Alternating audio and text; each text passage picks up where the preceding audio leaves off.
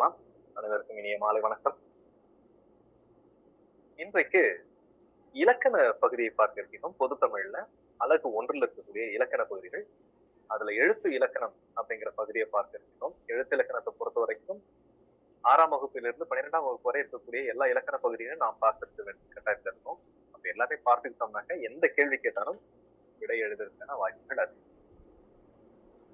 அதனால இப்போ பகுதி இயல் 1 அப்படிங்கிற தலைப்புல இருக்கும். அதுக்கு போயிடலாம் நேரடியா. மொழி முதல் இறுதி எழுத்துக்கள் அப்படிங்கிற தலைப்பு. இதுல மொழி முதல் இறுதி எழுத்து அப்படின்னா, மொழி அப்படின்னா ஒரு குறிப்பிட்ட ஒரு சொல், ஒரு வாக்கியம்னு எடுத்துக்கலாம். அந்த வாக்கியத்துல தமிழ் இலக்கியத்தை தமிழை பொறுத்த வரைக்கும் முதல் எழுத்து என்னவா இருக்கணும், அதே போல இறுதி எழுத்து என்னவா இருக்கலாம் அப்படிங்கிறதா இந்த பாடத்தினுடைய நோக்கம். மொழி முதல் அப்படின்னு சொன்னாக்க அந்த வார்த்தையினுடைய முதல் எழுத்து என்னவா இருக்கலாம். எல்லா எழுத்துமே மொழி முதல்ல வந்துடாது. ஏன்னா உங்களுக்கு இலக்கணங்கள்ல தெரிஞ்சிருக்கும்னு நினைக்கிறேன். இப்போ அகரவரிசையில் எடுத்தோம்னாக்கா உயிரெழுத்துக்கள் எடுத்தோம்னா அந்த 12 எழுத்துக்களும் மொழி முதலில் வரும். அம்மா, ஆடு, இலை, ஈ அப்படின்னு கொண்டு போயிட்டே இருக்கும். வல்லினத்துல எடுத்தோம்னாக்கா வல்லினத்துல ஒரு சில வார்த்தைகள் தான் மொழிக்கு முதலில் வரும். வல்லினத்தை பொறுத்த வரைக்கும் கா, சா, தா, ப இதுதான் முதல்ல வரும். கா, சா, தா, ப அப்படிங்கறத மொழி முதல்ல வரும். மற்ற எழுத்துக்கள் வராது. கசட தவறு அப்படிங்கிறதுல நீங்க டால ஒரு வார்த்தை சொல்லலாம், தப்பா அப்படின்னு ஒரு வார்த்தை சொன்னீங்கன்னா அது மொழி முதல் எழுத்துன்னு வச்சுக்கலாம். வார்த்தையில முன்னாடி வந்துருச்சு. ஆனா அது தமிழ் சொல் கிடையாது, தூய தமிழ் சொல் இல்லை. எனவே அதை எடுத்து சரி. இப்ப இது விஷயமா தான் நாம இந்த பாடம் முழுக்க பார்க்க இருக்கோம். ஆரம்பத்துல பாருங்க, சொற்கள் எழுத்து ஒலிகளால் ஆனோம். எல்லா சொற்களும் எழுத்துக்கள் கொண்ட அந்த ஒலிகளால் தான் ஆனது. அவை நாம் ஒலிப்பதற்கு இனிமையாகவும் எளிமையாகவும் இருக்க வேண்டும். இதற்கு சொற்களின் முதலிலும் இறுதியிலும் ஒலிக்கும் எழுத்துக்களினுடைய காரணமாக அமைகின்றன. இந்த எழுத்துக்கள் தான் அந்த அழகிற்கு காரணம். சொற்களின் புணர்ச்சியில் முதல் சொல்லின் இறுதி எழுத்தும் வரும் சொல்லின் முதல் எழுத்துமே சந்திக்கின்றன. இந்த வார்த்தை உங்களுக்கு தெரியும் நினைக்கிறேன். சொற்கள் புணர்ச்சி அப்படிங்கிறது, அதாவது நிலைமொழி வருமொழி அப்படின்னு சொல்லி நம்ம பிரிப்போம். நிலைமொழியினுடைய கடைசி எழுத்தும் மறுமொழியினுடைய முதல் எழுத்தும் இணைவது புணர்ச்சி. அதுதான் அந்த வார்த்தை குறிப்பிடுகிறது. அவ்வாறு சந்திக்கும் இடத்தில் வரும் எழுத்துக்கள் எவை என அறிந்து கொள்ள வேண்டும். சரி, அது வார்த்தைகள்ல இணைக்கும் பொழுது சொல்லப்பட்ட வார்த்தை. இங்க தனித்தனியா பாருங்க. காவிரி, டமாரம், ரெக்கை, பாவை, ராக்கி, கோதை, டப்பா இந்த சொற்கள் எல்லாம் இங்க தமிழ் சொற்கள் அப்படிங்கிறத நம்ம அறிய முடியுமா அப்படின்னா, இதுல நீங்களே கவனிச்சு பாருங்க. காவிரி தமிழ் சொல். சரி, டமாரம் என்பது என்ன, ரெக்கை என்பது என்ன, பாவை, ராக்கி, கோதை, டப்பா. இந்த சொற்களில் காவிரி, பாவை, கோதை இந்த 3 தான் தமிழ் சொற்களாக இருக்கின்றன. மீது இந்த டமாரம், ரெக்கை, ராக்கி, டப்பா இவைகள் எல்லாம் பிற மொழி சொற்களாக இருக்கின்றன. அப்படின்னாக்கா எந்த எழுத்தை வச்சு நாம இதை பிறமொழின்னு சொல்ல முடியும் அப்படின்னு சொன்னா, அதுக்கு கீழே அந்த இலக்கணம் தொல்காப்பியத்தினுடைய இலக்கணங்கள் கீழே குறிப்பிடுகிறது பாருங்க. மொழி முதல் எழுத்துகள் 22. இதுதான் ரொம்ப முக்கியம். வச்சுக்கணும், அதை குறிச்சு வச்சுக்கணும். மொழி முதல் எழுத்துகள் 22. இது கேள்வியாக வரும். மொழி இறுதி எழுத்து எத்தனை அப்படின்னா 24 எழுத்துக்கள் இருக்கு. அது பின்னாடி பார்க்கிறோம். மொழி முதல் எழுத்து 22னா உயிரெழுத்து 12 முதலின் சொல்லின் முதலில் வரும். ஃபர்ஸ்ட் பாயிண்ட் பாருங்க. உயிரெழுத்துகள் 12 சொல்லின் முதல். அப்படின்னா உயிரெழுத்து எல்லாமே வந்துடும். மெய் எழுத்துகள் தனி மெய் வடிவில் சொல்லுக்கு முதலில் வருவதில்லை. அவை உயிரெழுத்துகளோடு சேர்ந்து உயிர்மெய் வடிவிலே தான் மொழிக்கு முதலில் வருகின்றன. இக்கு வருமா அப்படின்னா இக்கு முதல்ல வராது. அப்படின்னா புள்ளி பெற்ற எந்த எழுத்துக்களும் தமிழில் முதல் எழுத்தாக வராது. அவ்வளவுதான். புள்ளி பெற்ற எழுத்துக்கள்ல நம்ம ஆரம்பிக்கவே கூடாது. இப்ப நீங்க எல்லாம் நிறைய பேரு நல்ல தமிழ் பேரு வைக்கணும் அப்படிங்கிறது சொல்லிட்டு நீங்க நினைச்சுக்கிட்டு நிறைய பேர் தமிழ் பேருன்னு நினைச்சு வைக்கிறது எல்லாமே தமிழ் பெயர் கிடையாது. இங்கு சொல்லப்பட்ட 22 எழுத்துக்கள்ல வரக்கூடியது மட்டும்தான் தமிழ் சொல், தமிழ் பெயர்கள். சரி, 22 அப்படின்னா இப்ப கானா கா மட்டும் தானா அப்படின்னு சொன்னா கா, கா, கி, கி, கூ, கூ, கே, கே அந்த வரிசைகளை எல்லாத்தையுமே நம்ம எடுத்துக்கலாம்.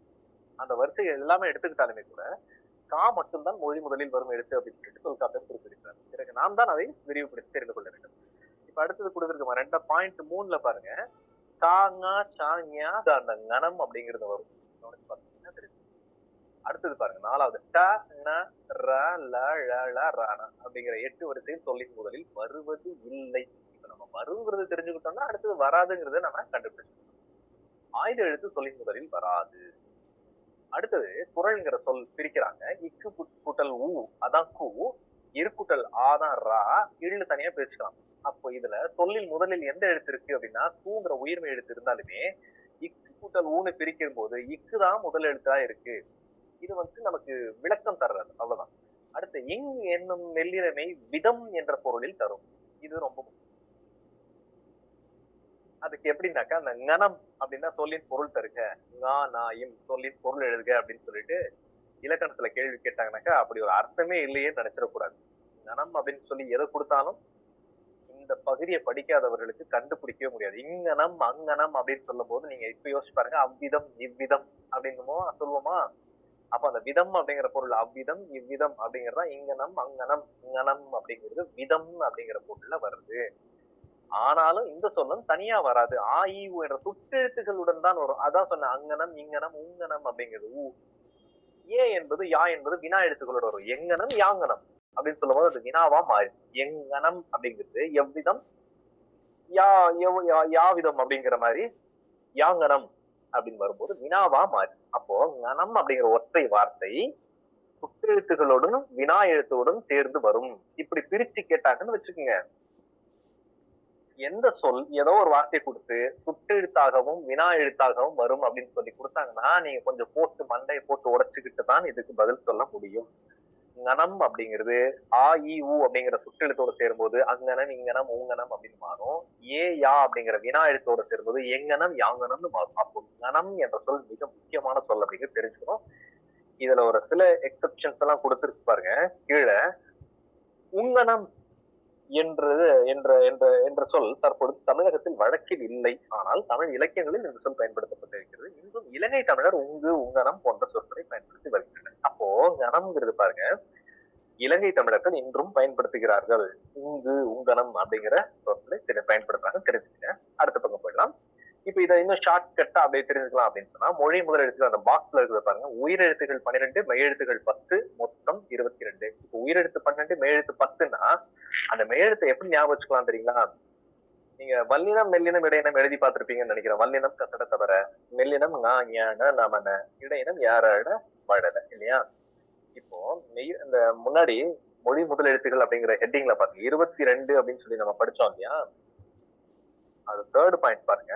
தேர்ட் பாயிண்ட்ல மெய்களில் காங்கா சாங்கா தானா பாமா யாவான் இருக்கு இல்லையா? அதை நீங்க தனித்தனியா பிரிச்சீங்கன்னா கா சா தா பா அந்த 4 எடுத்துக்கலாம்.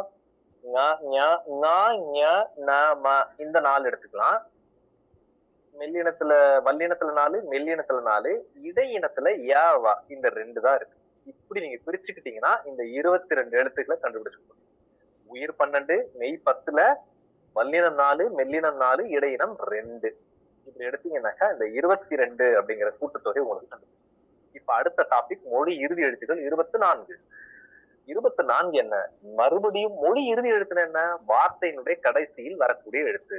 வார்த்தையின் கடைசியில் உயிரெழுத்துகள் 12 சொல்லின் இறுதியில் வரும் அப்படின்னு கொடுக்குறான். உயிரெழுத்துகள் 12 வரும் அப்படின்னு சொன்னா என்ற சொல் தமிழ்ல முடிகிற மாதிரியான தமிழ் வார்த்தை இருக்கா அப்படின்னா நேரடியாக கிடையாது. ஏற்கனவே நம்ம படிச்சது போற ஒரு புள்ளி எழுத்தோட சேர்ந்து உயிர்மை எழுத்தாக வரும்போது இப்ப க அப்படின்னு சொன்னீங்கன்னா அதுலதான் ஆ இருக்குன்னு கண்டுபிடிச்சுக்கணும். இக்கு கூட்டல் ஆ.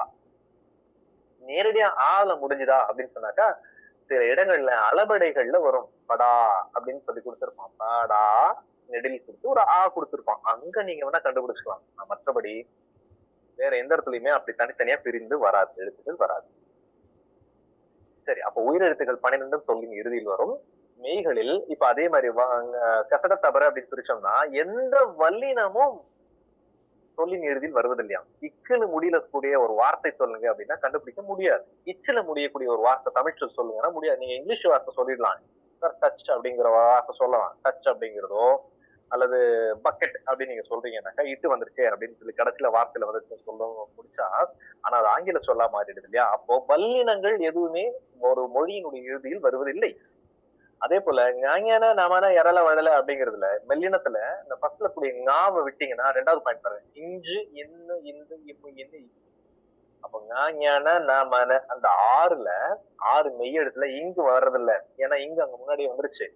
இந்த இடத்துல கடைசியா வரதில்லைங்கிற வார்த்தை சொல்லிட்டு அடுத்து எரல வழல இந்த எல்லாமே வந்துட்டு வரும் அப்படின்னு சொல்லிட்டு 11 எழுத்து இங்க கிடைச்சிச்சு நமக்கு. முதல்ல ஒரு உயிர் 12, அடுத்தது மெய்ல 11 எழுத்து. அப்ப எவ்வளவு ஆயிடுச்சுனாக்கா இப்போ இதோட சேர்ந்து 12 ஒரு 11 23 ஆயிடுச்சு. நமக்கு 24 ஒண்ணு வேணும். ஆனால் ஒரு 4th பாயிண்ட்ல பாருங்க ஒரு விளக்கம் தராங்க. பழைய இலக்கண நூலார் மொழி இறுதி குற்றியலுகுற எழுத்தையும் சேர்த்து கொள்வர். மொழி இறுதி குற்றியலுகுற எழுத்தை சேர்த்து, குற்றியலுகுறத்தை வந்து ஒரு எழுத்தா வச்சுக்கிறாங்க. அப்போ ஒரே ஒரு எழுத்தா வச்சு குற்றியலுகரம் வந்துட்டு உங்களுக்கு 6 வகைப்படும் அப்படிங்கிறது தெரியும். உயிர் தொடர், நெடில் தொடர், வன் தொடர், மென் தொடர், இடைத்தொடர், ஆயுத தொடர்னு 6 குற்றியலுகரம் தெரியும். அந்த 6 குற்றியலுகரமும் ஒரு எழுத்தாக கொண்டு அதை மொழி இறுதி எழுத்தா இலக்கண நூலாக வைத்துக் கொண்டார்களாம். இஞ்சு, இந்த, இவ் மூன்றும் பழைய இலக்கிய வழக்கில் சொல்லின் இறுதியில் வந்த எழுத்துக்கள் வந்துள்ளன. ஆயினும் இன்றைய வழக்கில் இவை சொல்லுக்கு இறுதி எழுத்தாக வருவதில்லை. சில மாற்றங்கள் நடந்தது. இப்போ அந்த பெட்டிக்குள்ள பாருங்க, மொழி இறுதி எழுத்துகள் உயிரெழுத்து 12, மெய்யெழுத்து 11, குற்றியலுகரம் 1, மொத்தம் 24 எழுத்துகள். மொழி முதல் எழுத்துகள் 22, மொழி இறுதி எழுத்துகள் 24.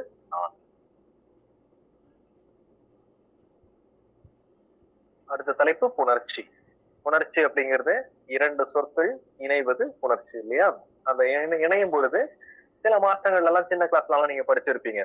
தோன்றல், பிரிதல், கெடுதல் அப்படிங்கிறது 2 வார்த்தைகள் சேரும்போது நடுவில் ஒரு எழுத்து தோன்றலாம், அல்லது 2 எழுத்துக்கு 2 வார்த்தைகள் சேரும் பொழுது நடுவில் ஒரு எழுத்து வேறு ஒரு எழுத்தாக திரியலாம், அல்லது 2 வார்த்தைகள் சேரும் பொழுது ஒரு எழுத்து காணாமல் போகலாம். தோன்றல், பிரிதல், கெடுதல்.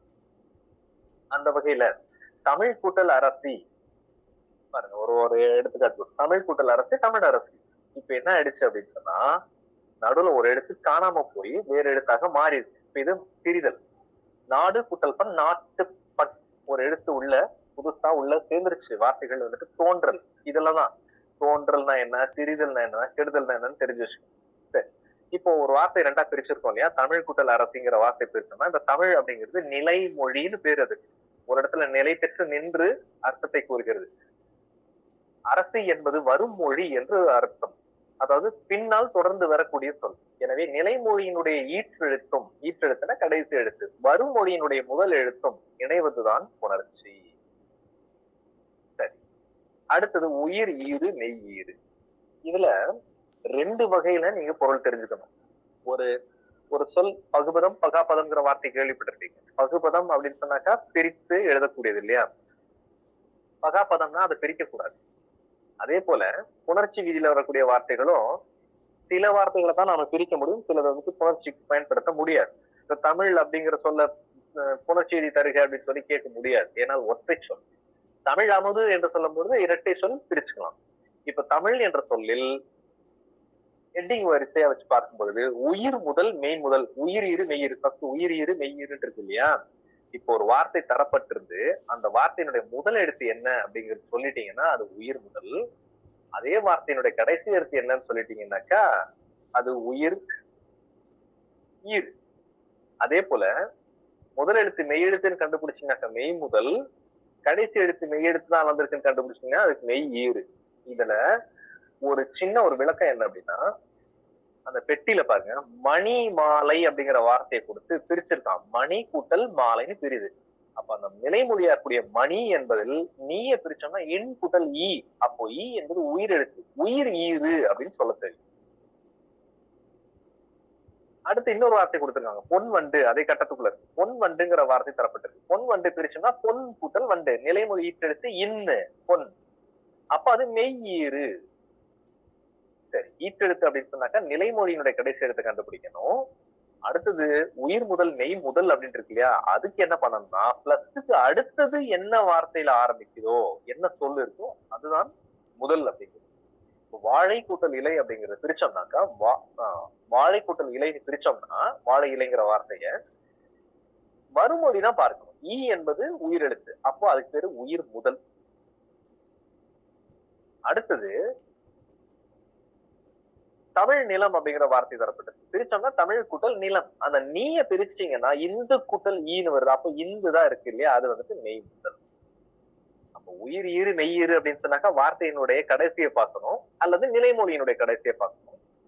உயிர் முதல் மெய் முதல் அப்படின்னு சொன்னாக்கா பிளஸ்க்கு அடுத்தது வரக்கூடியது என்ன எழுத்து, உயிர் எழுத்தா மெய் எழுத்தான்னு பார்க்கணும். அதான் உயிர் முதல் மெய் முதல் அப்படின்னு. அடுத்த தலைப்புக்கு போயிடலாம். அடுத்த பக்கத்துல இருக்கக்கூடிய இந்த எழுத்துக்களின் அடிப்படையில் புணர்ச்சி, சொற்களின் அடிப்படையில் புணர்ச்சி, இவ்வளவு ஆழமாலாம் கேட்க மாட்டாங்க. அடுத்தது குற்றியலுகுற ஈறுங்கிற தலைப்புல வாங்க. அதுல ஒரு பெட்டி செய்தி பாருங்க. வீடு கூட்டல் இல்லை, வீடு இல்லைன்னு பிரிச்சிட்டீங்க. அடுத்தது பாத்தீங்கன்னா ஒரு அதிசயம், முரட்டு காளைங்கிறது எப்படி பிரியுது பாருங்க. முரடு கூட்டல் காளை அப்படின்னு தெரியுது. அச்சு பலகை, அச்சு கூட்டல் பலகை. அந்த பெட்டி செய்தியில இருக்கிறத நான் சொல்லிட்டு இருக்கேன். பஞ்சு கூட்டல் பொதி, பஞ்சு பொதி அப்படின்னு வருது. சரி, அது பக்கத்திலேயே கொடுத்திருக்காங்க பாருங்க. குற்றியலுகர ஈறுன்னு சொல்லிட்டு எத்தனை குற்றியலுகர சொற்கள் இருக்குன்னு. நெடில் தொடர் குற்றியலுகரம், குற்றியலுகரத்தினுடைய வகைகள், நெடில் தொடர் குற்றியலுகரம், உயிர் தொடர் குற்றியலுகரம், வன் தொடர், மென் தொடர், இடைத்தொடர், ஆயுத தொடர், இப்படியாக 6 வகை குற்றியலுகரங்கள் இருக்கின்றன. இது தெரிஞ்சு வச்சுக்கணும். இப்போ இந்த நெடில் தொடர் எப்படி தெரிஞ்சுக்கலாம் அப்படின்னு சொன்னா, வீடு இல்லைங்கிற ஒரு வார்த்தை தரப்பட்டிருக்கு இல்லையா, அதை பிரிச்சோம்னா வீடு கூட்டல் இல்லை. டூ என்பது அந்த இடத்துல குற்றியலுகர எழுத்து, வி என்பது நெடில் எழுத்து, எனவே அது நெடில் தொடர் குற்றியலுகரம். அடுத்தது முரட்டு காலை, பிரிச்சோம்னா முரடு கூட்டல் காலை, முரடு, முரடு. இதுல எல்லாத்துலயுமே பார்த்தீங்கன்னா உயிரெழுத்துதால் தொடர்ந்து வந்து மூல ஊ இருக்கு, ரால ஆ இருக்கு. அப்போ உயிரெழுத்தை தொடர்ந்து வந்த டூ என்பது குற்றியலுகரம், உயிர் தொடர் குற்றியலுகரம். வன் தொடர் என்பது வல் எழுத்துக்களை தொடர்ந்து வந்த குற்றியலுகரம். அச்சு பலகை, அச்சு, அச்சுங்கிறதுல சூ குற்றியலுகரம். இச்சு வந்துட்டு வல்லினம் இருக்கு இல்லையா, ஆகவே அதை இச்சு வந்துட்டு வல்லினம் இருக்கிறதுனால வன் தொடர் குற்றியலுகரம். அடுத்தது அதே போல மற்றதெல்லாம் நீங்க பார்த்து சொல்லலாம். மென் தொடர், இடைத்தொடர், ஆயுத தொடர்கள், அது அந்த எழுத்துக்களை வைத்துதான் சொல்லப்பட்டிருக்கு. சரி, அடுத்த பக்கத்துக்கு தலைப்பு வச்சிருக்கீங்க, புணர்ச்சி.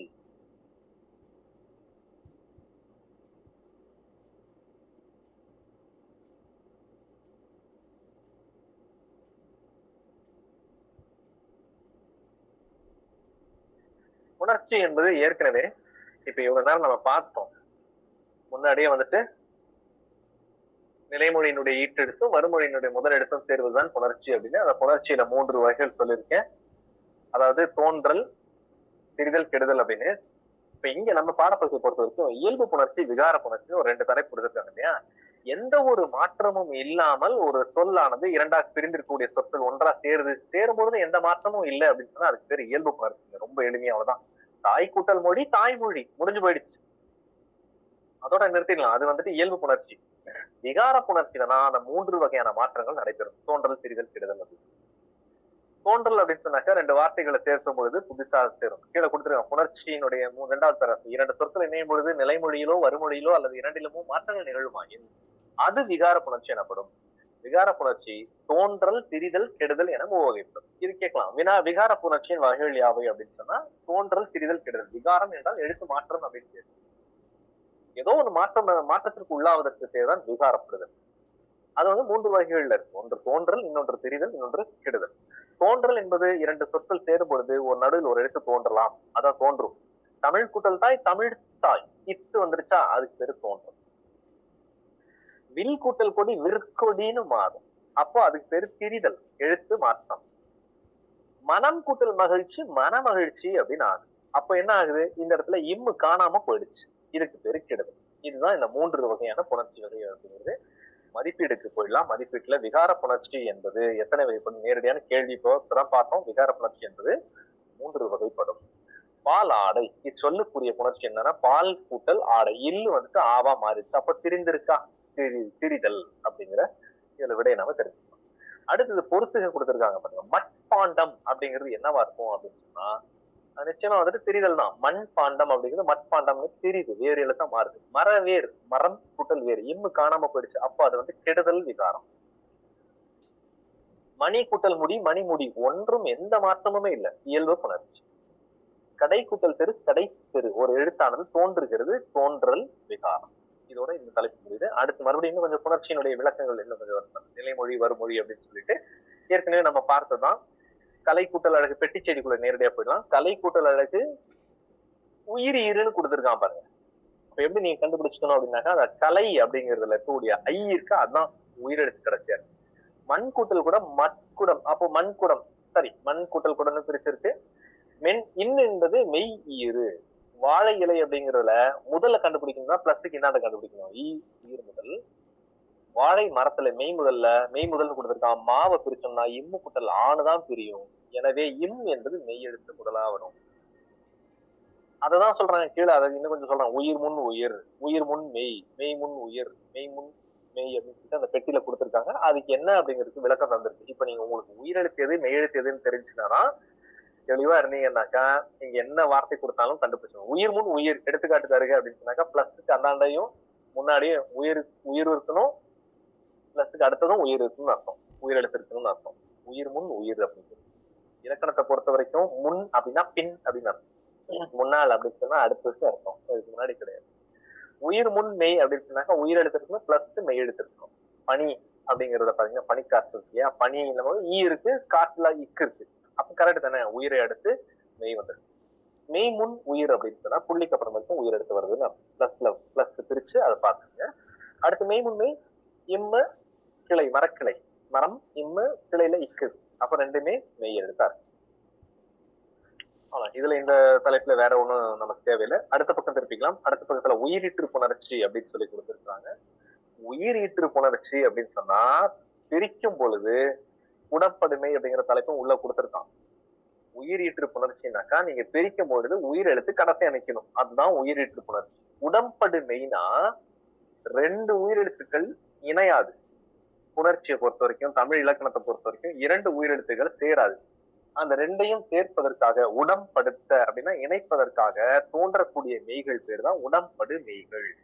அந்த உடம்படு மெய்கள் என்னென்ன அப்படின்னு சொன்னா யாவும் வா புள்ளியும், எகர புள்ளி வகர புள்ளி, இவ் அப்படிங்கிறது. அதுக்கு எடுத்துக்காட்டு கீழே கொடுத்திருக்கிறத படிச்சீங்கன்னா கண்டுபிடிச்சிடலாம். மணி கூட்டல் அழகுன்னு இருக்கு இல்லையா, மணி கூட்டல் அழகு பாருங்க, மணி அழகுன்னு ஆகுது. அப்போ எகர உடம்படுமை உள்ள தோன்றுச்சுனாதான் அந்த வார்த்தை சேரும், இல்லைன்னா சேராது. தீ கூட்டல் எரினாக்கா தீ எரி, நடுவுல உள்ள வந்தாதான் எரி ஆகும், சேர்த்த முடியும். ஓடை கூட்டல் ஓரம், ஓடையோரம் அப்படின்னா அப்ப எகர உடம்படுமை உள்ள வந்திருக்கு. ஏன் இது எதுக்கு எகர உடம்படுமை கொண்டு வந்தாங்க அப்படின்னு சொன்னாக்கா, உயிரெழுத்துக்கள்ல ஐ மட்டும் இந்த நிலைமொழி கடைசியில் நினைச்சுன்னா எகர உடம்படுமை தான் வரும். மற்ற உயிரெழுத்துக்கள்லாம் நிலைமொழியினுடைய கடைசியில இருந்தா வகர உடம்படுமை தோன்றும், வா இவ்வு வரும். எடுத்துக்காட்டா அது கீழே கொடுத்த பல கூட்டல் உயிர் பல உயிர் அப்படின்னு ஆகுது, பா கூட்டல் இனம் பா வினம் ஆகுது. அப்ப இந்த இடத்துல இவ்வுன்ற வகர உடம்படுமை வருது. அப்ப நிலைமொழி என்ன இருந்திருக்கு அப்படின்னு சொன்னா ஐ இல்லாத மற்ற எழுத்து இருக்கும் பொழுது வகர உடம்படுமை வரும். அப்போ ஐ நிலைமொழியில இருந்துச்சுன்னா எகர உடம்படுமை தோன்றும். ஐ இல்லாத வேறு எழுத்துகள் இருந்தால் வகர உடம்படுமை தோன்றும். இதில் சிறப்பாக ஏ என்ற எழுத்து நிலைமொழியில இருந்துச்சுன்னா எகரமும் போட்டுக்கலாம் வகரமும் போட்டுக்கலாம். அதுக்கு ஒரு எடுத்துக்காட்டு, தே கூட்டல் அடி சே அடி, எகர உடம்படுமை போட்டா சே அடி ஆகும், வகர உடம்படுமை போட்டோம்னா சே வடி ஆகும். இப்ப இந்த 12 உயிரெழுத்துக்கள்ல வித்தியாசமான எழுத்து எது அப்படின்னு சொன்னா ஏ அப்படிங்கிறதா, ஏகாரம் தான் வித்தியாசமான எழுத்து. ஏன்னா அந்த எழுத்து மட்டும்தான் 2 உடன்படுமைகளை தாங்கி கொள்ளும். அப்ப இப்படி ஒரு கொஸ்டின் வைக்கலாமா, உயிரெழுத்துக்களில் 2 உடன்படுமைகளை ஏற்கும் சொல் எது, ஏற்கும் எழுத்து எது அப்படின்னு சொன்னா ஏகாரம் சொல்லப்படுது, ஏ நெடில்.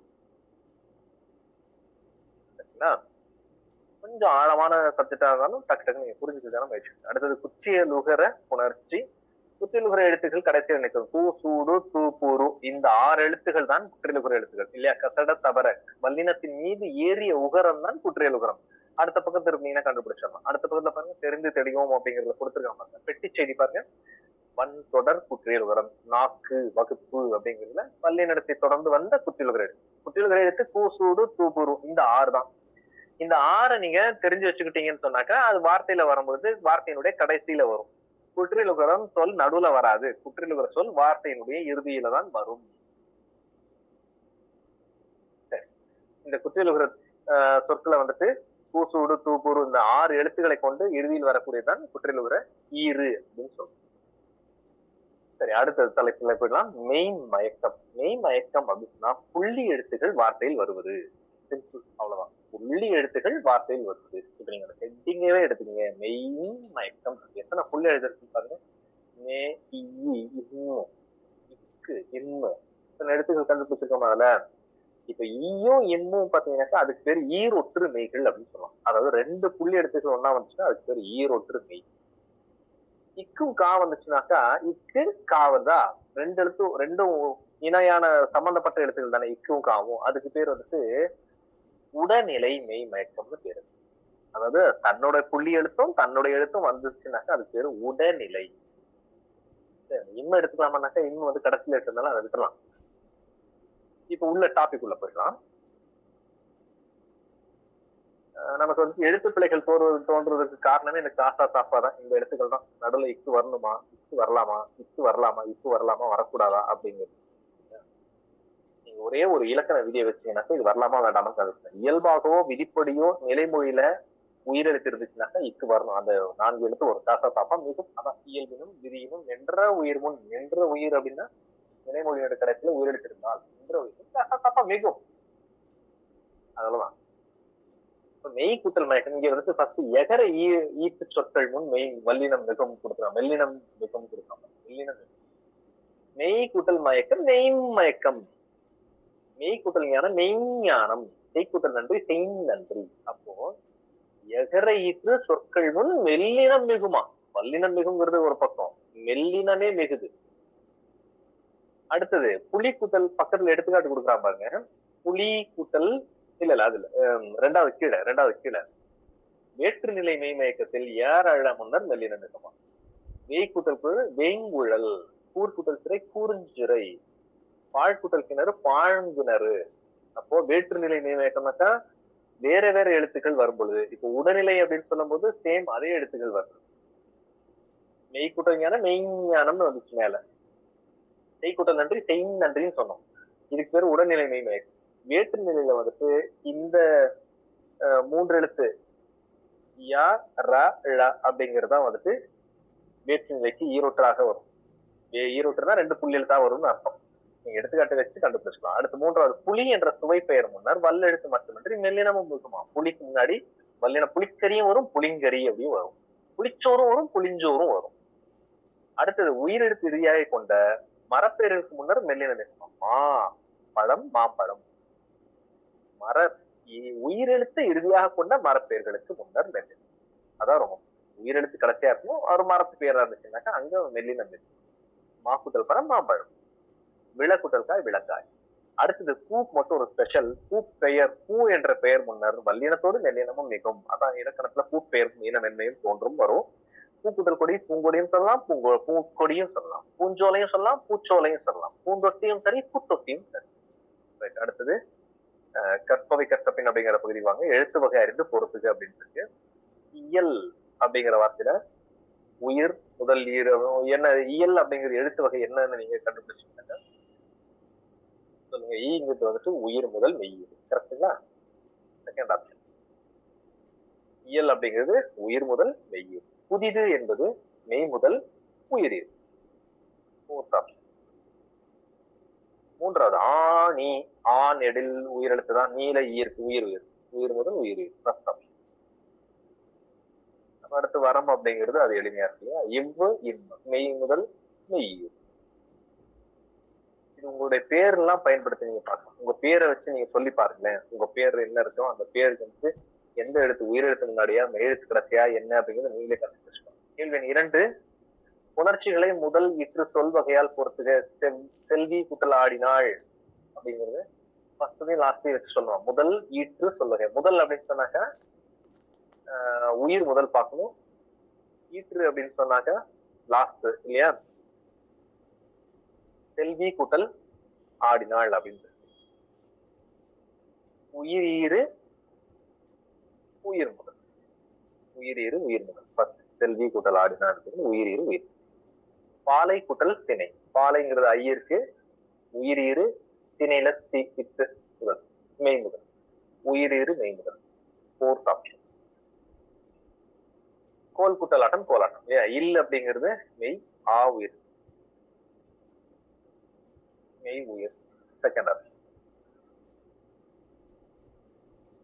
மண் கூட்டல் சரிந்தது அப்படிங்கிறது இன் இச்சு வருது, சாலை இல்லையா. அப்போ மெய் மெய் ஃபர்ஸ்ட்ல இருக்குது, மெய் ஈறு மெய். அடுத்தது சேர்த்து எழுதுக அப்படின்னு இருக்கு. தமிழ் கூட்டல் பேசு என்னவா வரும்.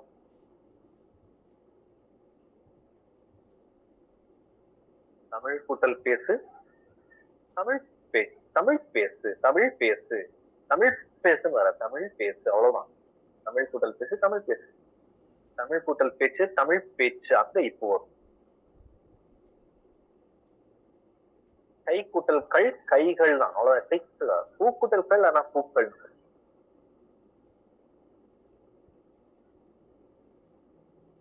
அடுத்து பொருத்தமான உடம்படு மெய்யுடன் நினைக்க அப்படின்னு. பூக்கூட்டல் இனம் எந்த உடம்படு மெய் சேரும். எகர மகர 2 தான் உடம்படுமைகள். இது 2 தான் வரும். பூ இனங்களா பூ வினம் வருமானாங்க, பூ வினம் தான் வரும். அந்த இடத்துல வகர உடம்படுமை சேரும். இசை கூட்டல் இணைக்கிறது, இசை இனிக்கிறதாங்க எகர உடம்படுமை வரும். திருக்கூட்டல் அறுப்பா திரு வறுப்பான இவ்வு வரும், உடம்படுமை வா தோன்றும். தேக்கூட்டல் அடி நீங்க மட்டும் மாட்டிக்கிறீங்க. ஏன் அப்படின்னா ரெண்டுமே வரும். தேயடியும் வரும், தேவடியும் வரும். சரி, அப்படியே அடுத்த பக்கத்துக்கு போயிடலாம். உணர்ச்சி விதிகள் அப்படின்னு சொல்லி கொடுத்துருப்பாருங்க. இப்ப நம்ம சொல்லிக்கிட்டு இருந்ததுதான் அதுவே அப்படியே வந்துட்டு 11th 12th இருக்கு. இது நேரடியா வந்துட்டு உணர்ச்சி விதிகளை கொண்டு சொல்லப்பட்ட விஷயங்கள். உடம்படுமை புணர்ச்சினாக்கா எகர உடம்படுமை, வகர உடம்படுமை. நான் ஏற்கனவே சொல்லிட்டேன். நேரடியா அந்த பெட்டிக்கு வந்துட்டீங்கன்னாக்கா ஈஸி.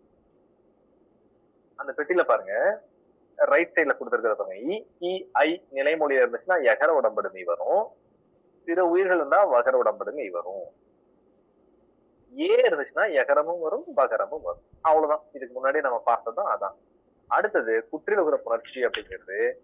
குற்றிலுகிற புணர்ச்சியில உணர்ச்சி விதியை மட்டும் சொல்றாங்க. அதாவது நிலைமொழியினுடைய ஈட்டெடுத்து குற்றிலுகிற எழுத்தா இருந்துச்சுன்னா அது எப்படி புணரும்னாக்கா, இந்த உயிர்வேரின் உக்குரல் மெய்விட்டு ஓடுங்கிற விதிப்படி அந்த ஊ காணாம போயிட்டு புல் எழுத்து மட்டும் நிற்கும். இப்ப எடுத்துக்காட்டு மாசற்றாருன்னு இருக்கு ஒரு வார்த்தை, அதை கொடுத்திருக்கதே பார்த்தேன். மாசு குட்டல் அற்றார்னு பிரியுதா, பிரியும் பொழுது சூ குட்டில் ஒரு எழுத்து இல்லையா, இந்த விதி என்ன ஆனா இது உயிர் வரின் உக்குரல் மேவிட்டுரும். அதாவது உயிர் வரின் அப்படின்னா பிளஸ் கடத்து உயிர் வந்துச்சுன்னா நிலைமொழியில் இருக்கக்கூடிய உக்குரல் ஊ என்ற சப்தம் அந்த மெய்யை விட்டு ஓடிடுமா. அப்ப என்ன ஆகும், மார்ச் குட்டல் அற்றார் அப்படின்னு மார்ச் குட்டல் அற்றாரு. அடுத்தது உடல் மேல் உயிர் வந்து ஒன்றுவது இயல்பே அப்படிங்கிற அந்த பொதுவான விதிப்படி அந்த இச்சும் ஆவும் சேர்ந்து சாவாகி மாசற்றார் அப்படின்னு ஆகும். இப்போ நிலைமொழியினுடைய கடைசி எழுத்து குற்றிலுகிற எழுத்தா இருந்துச்சுன்னா இதுதான் விதி, உயிர் வரி உக்குரல் மெய்விட்டு ஓடும். அதே மாதிரிதாங்க முற்றிலுகிற புணர்ச்சியும். அடுத்தது பாருங்க, இயல்பு இரு விதி இரு. இயல்பாகவோ விதிப்படியோ ஒரு எழுத்து வந்துட்டு நிலைமொழியில கடைசி எழுத்து உயிரெழுத்து நின்றால் காசா தாத்தா மிகும். அந்த விதிதான் பாருங்க, இயல்பு இரு விதி இரு புணர்ச்சி இல்லையா. எடுத்துக்காட்டாங்க பள்ளி கூட்டல் தோழன், பள்ளி தோழன். பள்ளி அப்படிங்கிறதுல வந்துட்டு இகரம் இருக்கு, நிலைமொழி ஈயா இருக்கு, அதான் இயல்பாகவே நிற்கின்றது. இப்ப நிலம் கூட்டல் தலைவர் நிலத்தலைவர். விதி இரு என்ன அப்படின்னாக்கா, ஃபர்ஸ்ட் இன்ப தூக்குறோமா அது ஒரு விதி. இப்ப நில அப்படின்னு நிற்கும், அதனால ஒரு இத்து சேர்த்துட்டோமா நம்ம நிலத்தலைவர் அப்படின்னு சொல்லி மாத்தியும். இதுக்கு பேரு வந்து விதிப்படி ஈட்டெழுத்து உயிரெழுத்தா இருக்கிறதுனால ஒரு ஒரு எழுத்து உள்ள சேர்ந்துச்சு. அப்போ இயல்பீறு விதியீறு புணர்ச்சினா என்ன, எந்த இடத்துல இக்கு வரும். நான் முதல்ல கேட்டேன் பாத்தீங்கன்னா கொஞ்ச நேரத்துக்கு முன்னாடி, காசா தாப்பா இந்த இடத்துல புள்ளி எழுத்து வரணுமா வரக்கூடாதான்னு. அந்த இடத்துல நீங்க நிலை இயல்பாகவோ அல்லது இப்ப சொன்ன விதிப்படியோ உயிரெழுத்து இருந்தால் அங்க வல்லினம். அதுதான் நான் அடுத்த தலைப்பு போயிடலாம். பூப்பெயர் புணர்ச்சி. பூப்பெயர் புணர்ச்சி இதுக்கு முன்னாடி கொஞ்சம் பார்த்தோம். பூ என்ற சொல் மட்டும் கொடுத்தாங்கன்னாக்கா வல்லினம் வச்சும் சேர்த்து எழுதிடலாம், மெல்லினம் போட்டும் எழுதலாம். பூ கூட்டல் கொடி பூக்கொடியும் எழுதலாம், பூங்கொடியும் எழுதலாம். பூக்கூட்டல் தொட்டி தொட்டியும் சரிதான், பூந்தொட்டியும் சரிதான். பூச்சோலை பூக்கூட்டல் சோலை, பூக்கூட்டல் சோலை, பூஞ்சோலை பூச்சோலை ரெண்டும் சரி. அதே போல பூப்பந்து பூம்பந்து ரெண்டும் சரி. என்னன்னா ஒரே ஒரு விதிதான், பூ என்ற சொல்லை அடுத்து வல்லினம் வந்துச்சுன்னா பூப்பேர் முன் இன மென்மையும் தோன்றும்ன்றான். மென்மையும் அப்படின்னு சொல்லும் போது அங்க வன்மை தோன்றும் அப்படிங்கிறது. மெய்யீற்று புணர்ச்சினாக்கா ஒரு புள்ளி எழுத்து கடைசியில இருந்தா எப்படி சேரும்னாக்கா இயல்பாக சேரும். அடுத்தது வருமொழி முதல் எழுத்து உயிரெழுத்தாக இருக்கும் பட்சத்தில் நேரடியாக சேரும். எப்படி, வாய்க்கூட்டல் ஒலி வாய் ஒலி என்று ஆகும். ஈயும் ஓவும் சேர்ந்து யோவா மாறும், அது இயல்பாக சேரும். ஆனா அதே போல வந்துட்டு இயல்பு புணர்ச்சியும் இயல்பாகவும் புணரும். எப்படி, மண் கூட்டல் மகள் மண்மகள், அவ்வளவுதான். அதுல எந்த மாற்றமும் இல்லாமல் நேரடியாக இயல்பாக புணர்ந்ததுன்னு சொல்லி கொடுத்தோம். அடுத்தது தனிக்குறில் ஒற்று புணர்ச்சி அப்படிங்கிறது இந்த மேல சொன்ன உடல் மேல் உயிர் ஒன்று இயல்ப இன்னும் கொஞ்சம் விவரிச்சது போல இருக்கும். எடுத்துக்காட்டுக்கு கல் கூட்டல் அதர் இன்னும் ஆவும் சேர்த்து லாவா பண்ணிடுறான் அப்படின்னு சொன்னீங்கன்னாக்கா அப்படி யோசிச்சோம்னா கலதர் அப்படின்னு ஆயிடும். இப்ப கொஞ்சம் கவனமா பார்க்கணும். காங்கிறது ஒற்றை எழுத்தா, தனிக்குறில் எழுத்து, இல்லுங்கிறது ஒற்றெழுத்து, அப்போ கல். அப்போ அடுத்தது பிளஸ்க்கு அப்புறமேட்டு அதருங்கிறது ஆள ஆரம்பிச்சு. அப்போ கல் பிளஸ் அதர் இருக்கு இல்லையா, அப்போ தனிக்குறிலை அடுத்து ஒற்று வந்துச்சுனாக்கா அந்த இல் ரெட்டிக்குமாம். அப்ப என்ன ஆகும், கல் இல் பிளஸ் அதர்ன்னு ஆகும். அடுத்தது இன்னும் ஆகும் சேர்ந்து உடல் மேல் உயிர் ஒன்று இயல்புங்கிற இப்படி லாவாய் கல் அதர் அப்படின்னு இதே மாதிரி வார்த்தைகளை நீங்க ரெண்டு புள்ளி எழுத்தும் அதே இணை எழுத்தும் சேர்ந்து வர்ற மாதிரி போட்டு பாத்தீங்கன்னாக்கா எல்லாமே இந்த விதிப்படிதான் சேரும். அதான் வந்து தனிக்குறி. அடுத்து மகர ஈற்று புணர்ச்சி அப்படிங்கிறது மகரம் காணாமல் போகும், ஒண்ணு காணாமல் போகிறது அல்லது வேற எழுத்தாக மாறுறது, இதுதான் நடக்கும் ரெண்டும். எடுத்துக்காட்டு மட்டும் பாத்தீங்கன்னா பாருங்க, பாட வேலைங்கிற வார்த்தை பிரிச்சோம்னாக்கா பாடம் கூட்டல் வேலை, அப்ப மகரமை காணாமல் போயிடுச்சு இல்லையா. பாட வேலை அப்படிங்கறத பிரிச்சோம்னா பாடம் கூட்டல் வேலை. இம்மு காணாம போகும். இதுக்கு பேர் வந்துட்டு கெடுதல் அப்படிங்கிறதுதான். அடுத்தது பழத்தோல் அப்படிங்கறது பிரிச்சுன்னா பழம் கூட்டல் தோல். இப்ப இந்த வார்த்தைகள் எல்லாமே மகரீற்று புணர்ச்சி. இம்மு ஈட்டினதாக கொண்டிருக்கு. பழத்தோல் இம்மு என்ன ஆயிடுச்சு, இத்தா மாறிடுச்சு. அடுத்தது காலங்கடந்தவன். காலம் கடந்தவன் அப்படிங்கிறது காலங்கு கடந்தவன் அப்படின்னு மாறுது. இந்த 3 வகையான மாற்றங்கள் மகர ஈற்று புணர்ச்சியில் நடக்கிறதுக்கு விதி கொடுക്കാം. மவ்வீறு ஒத்தடிந்து உயிரீறு ஒப்பவும் அப்படின்னா மா அப்படிங்கிற ஈற்றெழுத்து காணாமல் போயிடும், நீ உயிரெழுத்தோட சேர்ந்து நிற்கும். அடுத்தது வன்மைக்கு இனமாய் திரிபவும். 2வது விதி வந்துட்டு உயிரீறு ஒப்பவும்னாக்கா உயிரெழுத்துக்கு இணையாக நிற்கும். அடுத்தது வன்மை எழுத்துக்கு இனமாக மாறியும் செய்யும். காலக்கடந்தவன் சொல்லாம காலங்கடந்தவன் அப்படின்னு மாறும். இவை எல்லாமே மகர ஈற்றுக்கு மட்டும் சிறப்பு. அடுத்து பண்பு பெயர் புணர்ச்சிக்கு பின்னாடி பக்கம் திருப்பினீங்கன்னாக்கா ஒரு பெட்டி செய்தி இருக்கும் பாருங்க. பண்பு பெயர் புணர்ச்சியை பொறுத்த வரைக்கும் 8 விதிகளை தாண்டி 8 விதிகள் உள்ளே அடங்கும். 7 விதிகள் அடங்குவாங்க. 7 விதிகள் வருங்க. 8 விதிகள் வருது, பார்க்கலாம். நான் சொல்றேன் 8 விதிகள் என்ன அப்படின்னாக்கா, அந்த ஈறு போதல், இடையுகரம் ஈயாதல், இந்த பெட்டியில இருக்கு ஆதி நீடல், அடியகரம் ஐயாதல், தன்னொற்று இரட்டல், முன்னின்று மெய்த்திரிதல், இனமிகள், இணையவும், பண்பிற்கு இயல்பு. பண்புக்கு இயல்புனாக்கா உங்களுக்கு ஏற்கனவே தெரியும். பண்பு அப்படிங்கிற வார்த்தை நீங்க கேள்விப்பட்ட. பண்பு தொகை எப்படி கண்டுபிடிப்பீங்க? மைவு விதி மறைஞ்சு வந்தா பண்பு தொகை. அதான் பண்பு தொகைக்கு விதி. அப்ப விதி வந்துட்டு எப்படி, ஒரு வார்த்தையை தராங்க, இந்த வார்த்தையை வச்சு நீங்களே சொல்லிட்டே வாங்களேன். பெருவழி, இதை பிரிச்சுன்னா எப்படி தெரியும் அப்படின்னா பெருமை கூட்டல் வழின்னு தெரியும். அப்ப அது பண்பு தொகையா மைவு விதி வந்துருச்சா? இப்போ இந்த விதியை ஃபர்ஸ்ட் விதி எடுக்கணும். ஈறு போதல், அது ஒரே ஒரு விதி. அந்த விதிப்படி என்ன ஆகுதுன்னா பெருவழியில பெருமை வழி என்று பிரிச்சதுல மை விதி காணாம போய் பெருவழின்னு புணர்ந்தோம். அவ்வளவுதான். இதுக்குதான் அந்த ஈறு போதல் அப்படின்னு. இடை உகரம் ஈயாதல் அப்படின்னாக்கா 2வது எடுத்துக்காட்டு பெரியன் அப்படிங்கிற வார்த்தையை வச்சு கொடுத்ததுதான். அது ரொம்ப தூரம் கொஞ்சம் போகும். சரி, இந்த டாபிக் வந்துட்டு இது மறுபடியும் இன்னும் கொஞ்சம் விளக்கமா மறுபடியும் பார்க்கலாம். அடுத்த பகுதிக்கு போயிட்டே இருக்கலாம். மறுபடியும் வந்துட்டு வாய்ப்பு கிடைக்கும்போது இந்த இடத்துக்கு வரலாம். நேரடியா இப்ப கேள்வி எண் வினாக்களுக்கு வாங்க. இலக்கணம் தெரிச்சு கொள்வாங்க. அந்த இலக்கணம் தெரிச்சு கொள்ள குற்றியுலக புணர்ச்சி எடுத்துக்காட்டுடன் விளக்கு அது வேண்டாம். கருவிழி என்பது கருமை விழின்னு தெரியும். அப்ப ஈறு போதல் விதிப்படி கருவி. பாசலை அப்படிங்கிறது பசுமை இலைன்னு தெரியும். அப்ப முதல் எழுத்து வேறு நெடிலா மாறுது. ஆதி நீடல்ங்கிற விதி. சிறியன் அப்படிங்கிறது சிறு சுட்டலன், இடை உகரம் ஈயாதல்ங்கிற விதிப்படி சேரும். பெருங்கல் பெருமை குடல்கள், ஈறு போதல் இனம் நிகழ்கிற விதிப்படி பெருங்கல். இது எல்லாமே வந்துட்டு நீங்க ஆழமா படிச்சாக்கா நீங்க கண்டுபிடிக்கலாம்.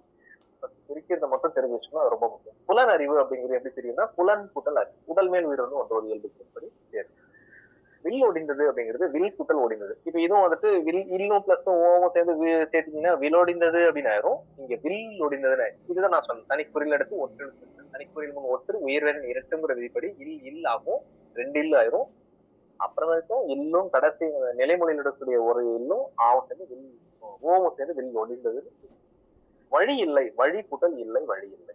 இதுல வந்து எகர உடம்படினை உள்ள சேர்ந்து வழி இல்லை ஆகும். திரைப்படம், திரை கூட்டல் படம், திரைப்படம். இது வந்துட்டு இயல்பினும் விதி நின்ற உயர்வும் காசா தாப்பா மிகுங்கிற விதிப்படி இப்போ சேர்ந்தது. ஞாயிற்று செலவு அப்படிங்கிறது ஞாயிறு கூட்டல் செலவு அப்படின்னு ஆகுது. அது வந்துட்டு நெடிலோடு உயிர்த்தோட துகரங்களுடன் தாரா ஒற்றிரட்டும் அப்படிங்கிற விதிப்படி ஞாயிற்று செலவு அப்படிங்கிறத உள்ள வந்துட்டு. அடுத்தது சொல்லலாம். அடுத்த கேள்வியில வந்துட்டு நீங்க பொறுத்துக்க மட்டும் பாருங்க. 5வது கேள்வி. அடி அகரம் ஐயாதல்னாக்கா, அடி அகரம்னாக்கா ஃபர்ஸ்ட் எழுத்து ஐயா மாறும். ஆ என்று ஆ என்ற எழுத்து ஐ என்ற எழுத்தா மாறுவதுதான் அடி அகரம் ஐயாதல். நீங்க கூட எடுத்துக்காட்டுகள்ல பாத்தீங்கன்னா பைங்கூழ் அப்படிங்கிற சொல்ல பிரிக்கும் பொழுது பசுமைன்னு பிரியும். அப்போ பா என்பது பசுமை, கூழ் அப்படிங்கிறது பையின்னு ஆயிடுச்சு. அப்ப அதுதான் அடி அகரம் ஐயாதல் அப்படின்னு. ஃபர்ஸ்ட் எழுத்து ஐ எழுத்தா ஐ என்று ஆகுதல் அப்படிங்கிறது. 2வது முன் என்ற மெய் பிரிதல் அப்படின்னு சொன்னாக்கா முன்னாடி இருக்கக்கூடிய மெய் எழுத்தானது மாறும். அதுக்கு வந்துட்டு செங்கதிர்ங்கிறது பொருத்தமா எப்படின்னா செம்மை கதிர்னு பிரியுமா, பிரிஞ்ச பிறகு ஈறு போதல் விதிப்படி மை காணாம போயிட்டு இன்மை இங்கா மாறிடும். அதுதான் முன் என்ற மெய் பிரிதல் அப்படி. முன்னாடி இருக்கக்கூடிய மெய் எடுத்து பிரியுது. இது எல்லாமே பண்பு தொகை புணர்ச்சி புரியுது. ஆதி நீடல் அப்படின்னு சொன்னாக்கா ஃபர்ஸ்ட் லெட்டர் நீண்டு ஒலித்தல். எது? கார் இருள். பிரிச்சு பாருங்க, கருமை இருள்னு வரும். அப்ப நீண்டு ஒலிக்குது ஆதி நீடல். இனம் மிகல் அப்படிங்கிறது பைங்கூழ், பசுமை கூழ்னு வரும். அது பிரிச்சு உள்ள இல்ல செங்கதிர் அப்படிங்கிறது செம்மை கதிர். பெருங்கொடைங்கிற வார்த்தை பெருமை கொடை அந்த மை காணாம போகும், அடுத்தது இங்கு சேரும். அதுதான் இனம் எழுத்து சேரும். அதாவது காவினுடைய கொடை, அந்த காவினுடைய இன எழுத்து இங்கு சேர்ந்து பெருங்கொடை ஆகும். அது 4வதாக மாறும். மீதி அடுத்த பகுதிக்கு போயிடலாம். மெய் மயக்கம் அப்படிங்கிற தலைப்பு. இந்த மெய் மயக்கம் அப்படிங்கிற தலைப்பை ஒரு 3 வார்த்தைகள்ல முடிச்சிடுறேன். மெய் மயக்கம் மொத்தம் 3 வகைப்படுகிறது. ஒண்ணு உடல்நிலை மெய்மயக்கம், இன்னொன்று வேற்றுநிலை மெய்மயக்கம், அடுத்தது ஈரொற்று மெய்மயக்கம். இந்த 3 தான். உடல்நிலை மெய்மயக்கத்திற்கு இந்த பெட்டி செய்தி பாத்தீங்கன்னா தெரியும். அச்சம், எச்சம், மொத்தம், சாத்தன், அப்பம், கப்பம் இருக்கு இல்லையா? இதுல அச்சம் அப்படிங்கிறது இச்சுக்கு அப்புறமேட்டு தா அதே எழுத்து வருது. எச்சம் தா இச்சுக்கு அப்புறம் அதே எழுத்து தா வருது. மொத்தம் இத்துக்கு அப்புறம் தா வருது. சாத்தன் இத்துக்கு அப்புறம் தா. அப்பம், கப்பம் எல்லாமே இத்துக்கு அப்புறம் தா வருது. அப்போ அதே எழுத்து அதே புள்ளி எழுத்தை பெற்று வருவதற்கு பேரு உடல்நிலை மெய்மயக்கம். வேற்றுநிலை மெய்மயக்கம்னாக்கா புள்ளி எழுத்து வேற, அதுக்கு அடுத்து வர எழுத்து வேற. எடுத்துக்காட்டாக்க தேர்தல் இரு கொடுத்து தா கொடுக்குறாங்க, அப்ப தேர்தல். உயர்வு, வாழ்பவன். அப்ப இந்த எழுத்துக்கள்லாம் பாத்தீங்கன்னாக்கா வேற்றுநிலை மெய்மயக்கம்னு பேரு. வேற எழுத்துக்கள் உள்ளவர். அதுக்கு கீழே ஒரு பெட்டி செய்தி கொடுத்திருக்கான், பெருசா கொடுத்திருக்கான். அது வந்துட்டு உடல்நிலையாகவும் வேற்றுநிலையாகவும் வரக்கூடிய வார்த்தைகள். அது கடைசியா பாருங்க, ஈரொற்று மெய்கள் அப்படின்னு கொடுத்திருக்கான். ஈரொற்று மெய்கள்னா 2 புள்ளி எழுத்துக்கள் வரக்கூடிய சொல் எது அப்படின்னா யார. இந்த 3மே ஈரொற்று மெய்கள்னு பேரு. யாரன்னா கீழே லாஸ்ட் வார்த்தை பாருங்க. ஈ என்பது காய்ச்சல், நாய்க்கால். இருக்கு வந்துட்டு உயர்ச்சி, தேர்கால். இழுக்கு வீழ்ச்சி, காழ்ப்புணர்ச்சின்னு கொடுத்திருக்கான். அப்போ இந்த 3 எழுத்துக்கள் தான், அதாவது ஈ, இரு, எள்ளு, இந்த 3 எழுத்துக்கள் தான் ஈரொற்று மெய்கள். வேற எதுவுமே ஈரொற்றா வராது. 2 எழுத்து 2 டைம் புள்ளி எழுத்து வராது. வந்துச்சுன்னா அது அளபடைன்னு எடுத்துக்கோமே தவிர ஈரொற்று மெய்கள் எடுத்துக்க மாட்டோம்.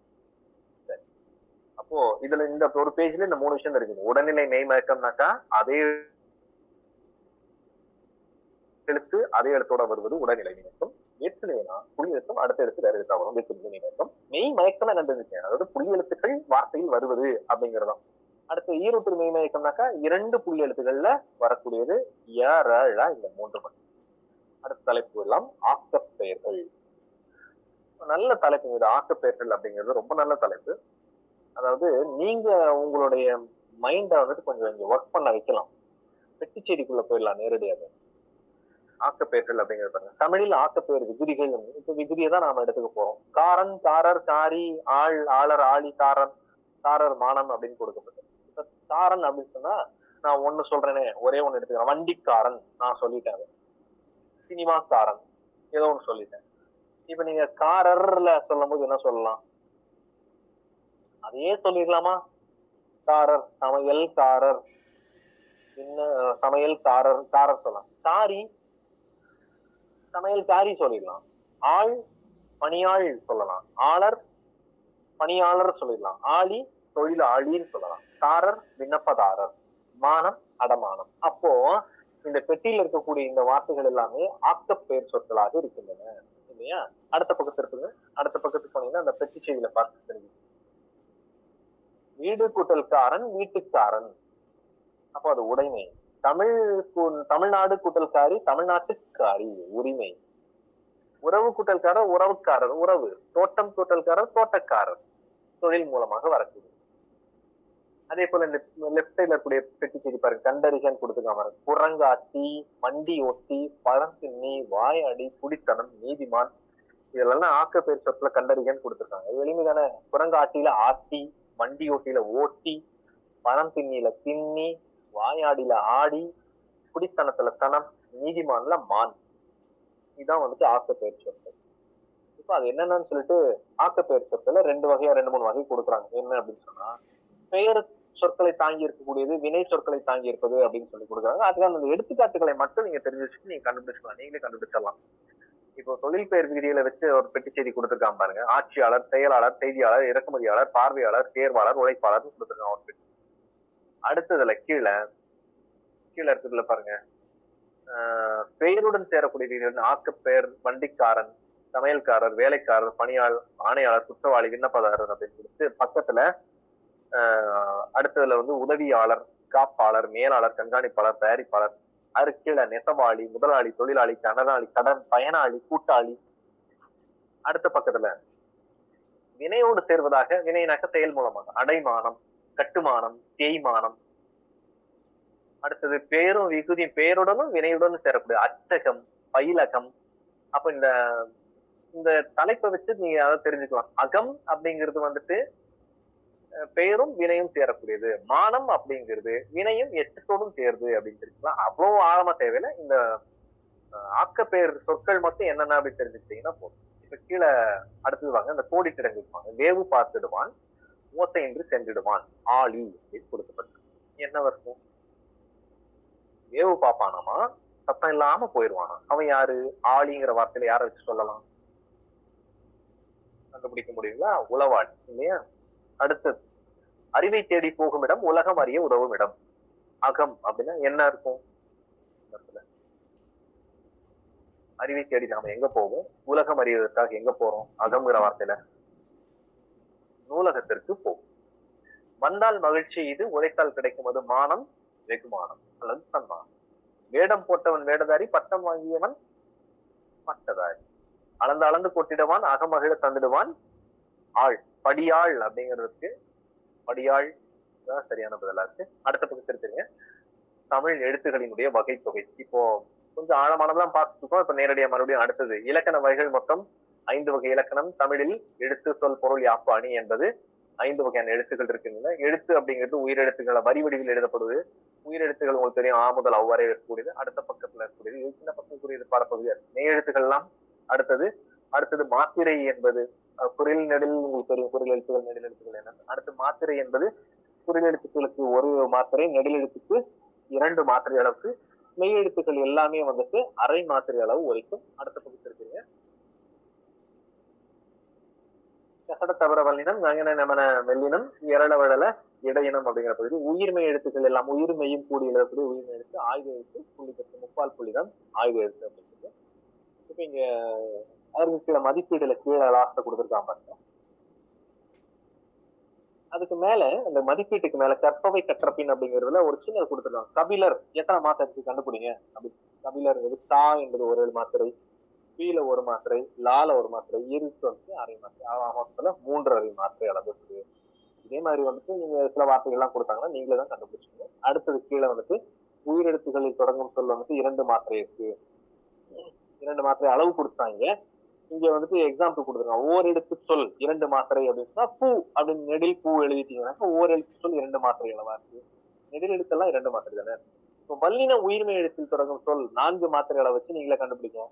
மெல்லின உயிர்மை எழுத்துல தொடங்கும் சொல் 4 மாத்திரை அளவு தான் நீங்களே வச்சு கண்டுபிடிச்சீங்க. இதெல்லாம் வந்து அப்படியே டைம் ஆகுது. அடுத்தது வல்லினம் மிகுமிடங்கள், மிகா இடங்கள். இதுதான் ரொம்ப முக்கியமான விஷயம். ஏன்னா நமக்கு எந்த இடத்துல வல்லினம் வரணும், எங்க வரக்கூடாது அப்படிங்கிறது தெரியறதே இல்லை. அதுக்கு ரொம்ப ஈஸியா சில எடுத்துக்காட்டு கொடுத்துருக்காங்க. கீழே பாருங்க, வல்லினம் மிகும் இடங்கள், அந்த இந்த என்ற சுட்டு பிரிவுகளை அடுத்து வல்லினம் மிகும். அப்படியே மண்டையில ஏற்றிடுச்சு. அந்த பக்கம் இந்த கவிதை, அப்போ அந்த இந்த என்ற சுட்டு பிரிவுகள்னு பேரு, அதை அடுத்து வரும். எந்த என்ற வினா பிரிவை அடுத்து வரும் எந்த திசை. அப்ப நீங்க எப்படி ஒரு முடிவுக்கு வரலாம். அந்த இந்த எந்த அதை எடுத்து வரும் வல்லினம். அடுத்தது 2ஆம் வேற்றுமை உருவாகி ஐ வெளிப்படையாக வரும் இடத்தில் வல்லினம். தலையை காட்டு. ஐ 2ஆம் வேற்றுமை உருவா, அங்க ஒரு டிக் வரும். பாடத்தை படி. அப்ப 2ஆம் வேற்றுமை விரிய எடுத்து வரும். 4ஆம் வேற்றுமைக்கு அப்புறமும் வரும். எனக்கு தெரியும், எனக்கு தெரியும், அவனுக்கு பிடிக்கும். என்பது 4ஆம் வேற்றுமை எடுத்து. அடுத்தது இகரத்தில் முடியக்கூடிய வினை எச்சங்களை அடுத்து வல்லினம் மிகுமா. எப்படி? எழுதி பார்த்தாள், எழுதி பார்த்தாள் அப்படின்னு சொல்லி எழுதி பார்த்தாள், ஓடி கலைத்தான். அப்போ இகரத்தில் முடியக்கூடிய வினை எச்சம், வினை எச்சத்திற்குதான் வரும். அடுத்தது உகரத்தில் முறையும் வினை எச்சங்கள் வன் தொடர் குத்திய முருகமாக இருந்தால் மட்டும்தான் வருமா. பெற்று கொண்டேன், பெற்று அப்படிங்கிறது உகரத்தில் முடியக்கூடிய வினை எச்சம், பெற்று அப்படிங்கிறது. ஆனால் அதுவே வந்து குற்றில் உகர சொல்லாவும் இருக்கு. அதனால மிகுமா. பெற்று கொண்டேன், படித்து பார்த்தார். அடுத்தது ஓமை தொகையில் எதிர்மறை பெயரச்சத்தில் இறுதியில் மற்றும் கெட்டு வருவது ஈறுகட்ட எதிர்மறை பெயரச்சம். இதில் வல்லினம் மிகுமா. எப்படி? செல்லா காசு, எழுதா பாடல், ஈறுகட்ட எதிர்மறை பெயரச்சம். கடைசி எடுத்து காணாம போயிருக்கு, அந்த இடத்துல மிகும். அடுத்து ஓமை தொகையில வரும். வல்லினம் வந்தால் அந்த மகரமையை அழிந்து அவ்விடத்தில் வல்லினம் மிகும். மரம் கூட்டல் சட்டம், மரம் இன்னும் காணாம போய் இச்சு வந்துடும். மரச்சட்டம், வட்டப்பாறை, வட்டம் கூட்டல் பாறை, வட்டப்பாறை. சரி, அப்போ இப்ப எங்கெங்கெல்லாம் மிகுன்னு பார்த்தோம். எங்க மிகாது அப்படின்னா, அது இது எது அதை எடுத்து மிகாது. பேரச்சம் எதிர்மறை பேரச்சத்துல வராது. எழுதிய பாடல். இரண்டாம் வேற்றுமை உருவு மறைந்து வர இடங்கள்ல வராதாம். இலை பறித்தேன், இலை இப்ப வரக்கூடாது. இலை பறித்தேன் வராது. காய் தின்றேன், காயை தின்றேன் வராது. காயை தின்றேன் வரும். காய் தின்றேன் அப்படின்னாக்கா அங்க வல்லினம் வராது. உகரத்தில் முடியக்கூடிய வினைச்சங்கள் மென்தொடர் குற்றியலுகரமாக இருந்தா வராதாம். எப்படி?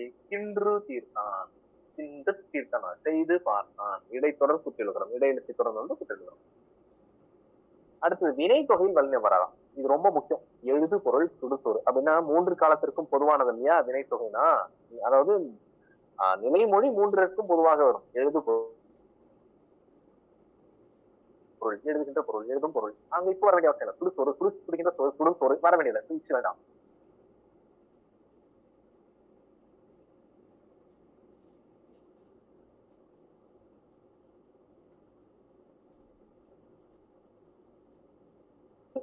வினைத்தொகையில் மிகாது, உருவகத்தில் மிகும், எழுவாயில மிகாது, எதிர்மறை பெயரத்துல மிகும். சரி, இது வந்துட்டு நீங்க மேல இருக்கிற எக்ஸாம்பிள் தெரிஞ்சுட்டீங்கன்னா டக்குன்னு கண்டுபிடிச்சலாம். அடுத்து வல்லின மிகுமிடங்கள் இன்னும் கொஞ்சம் கொடுத்துருக்காங்க அடுத்த பக்கத்துல. ஆ இ உ அப்படின்னு நேரடியா பெட்டிச்செய்திக்குள்ள போயிடலாம். ஆ இ உ என்ற சுட்டை அடுத்து மிகும். அச்சட்டை, இச்சட்டை, இந்த பக்கம், எத்திசை, ஆ இ உ அப்புறம் ஏங்கிற வினாவுக்கு அப்புறம் எந்த பணம். ஏற்கனவே பார்த்தோம் அந்த இந்த எந்த அப்படிங்கிறது. அடுத்தது ஐங்கிறது இப்ப நம்ம ஏற்கனவே பார்த்ததுதான் இன்னும் கொஞ்சம் விளக்கமா நம்ம தெரிஞ்சுட்டு வரோம். ஐ அப்படிங்கிறதுக்கு அப்புறம் மிகவும் அப்படின்னு படிச்சு வந்தோம்னா கதவை திற, தகவல்களை திரட்டு, காட்சியை பார். இல்லைன்னா நீங்க பேச்சு வழக்குல வாசிச்சுக்கிட்டு போனீங்கன்னாக்கா உங்களுக்கே தெரியாது எழுத்து எந்த எழுத்து வரும் அப்படின்னு சொல்லி.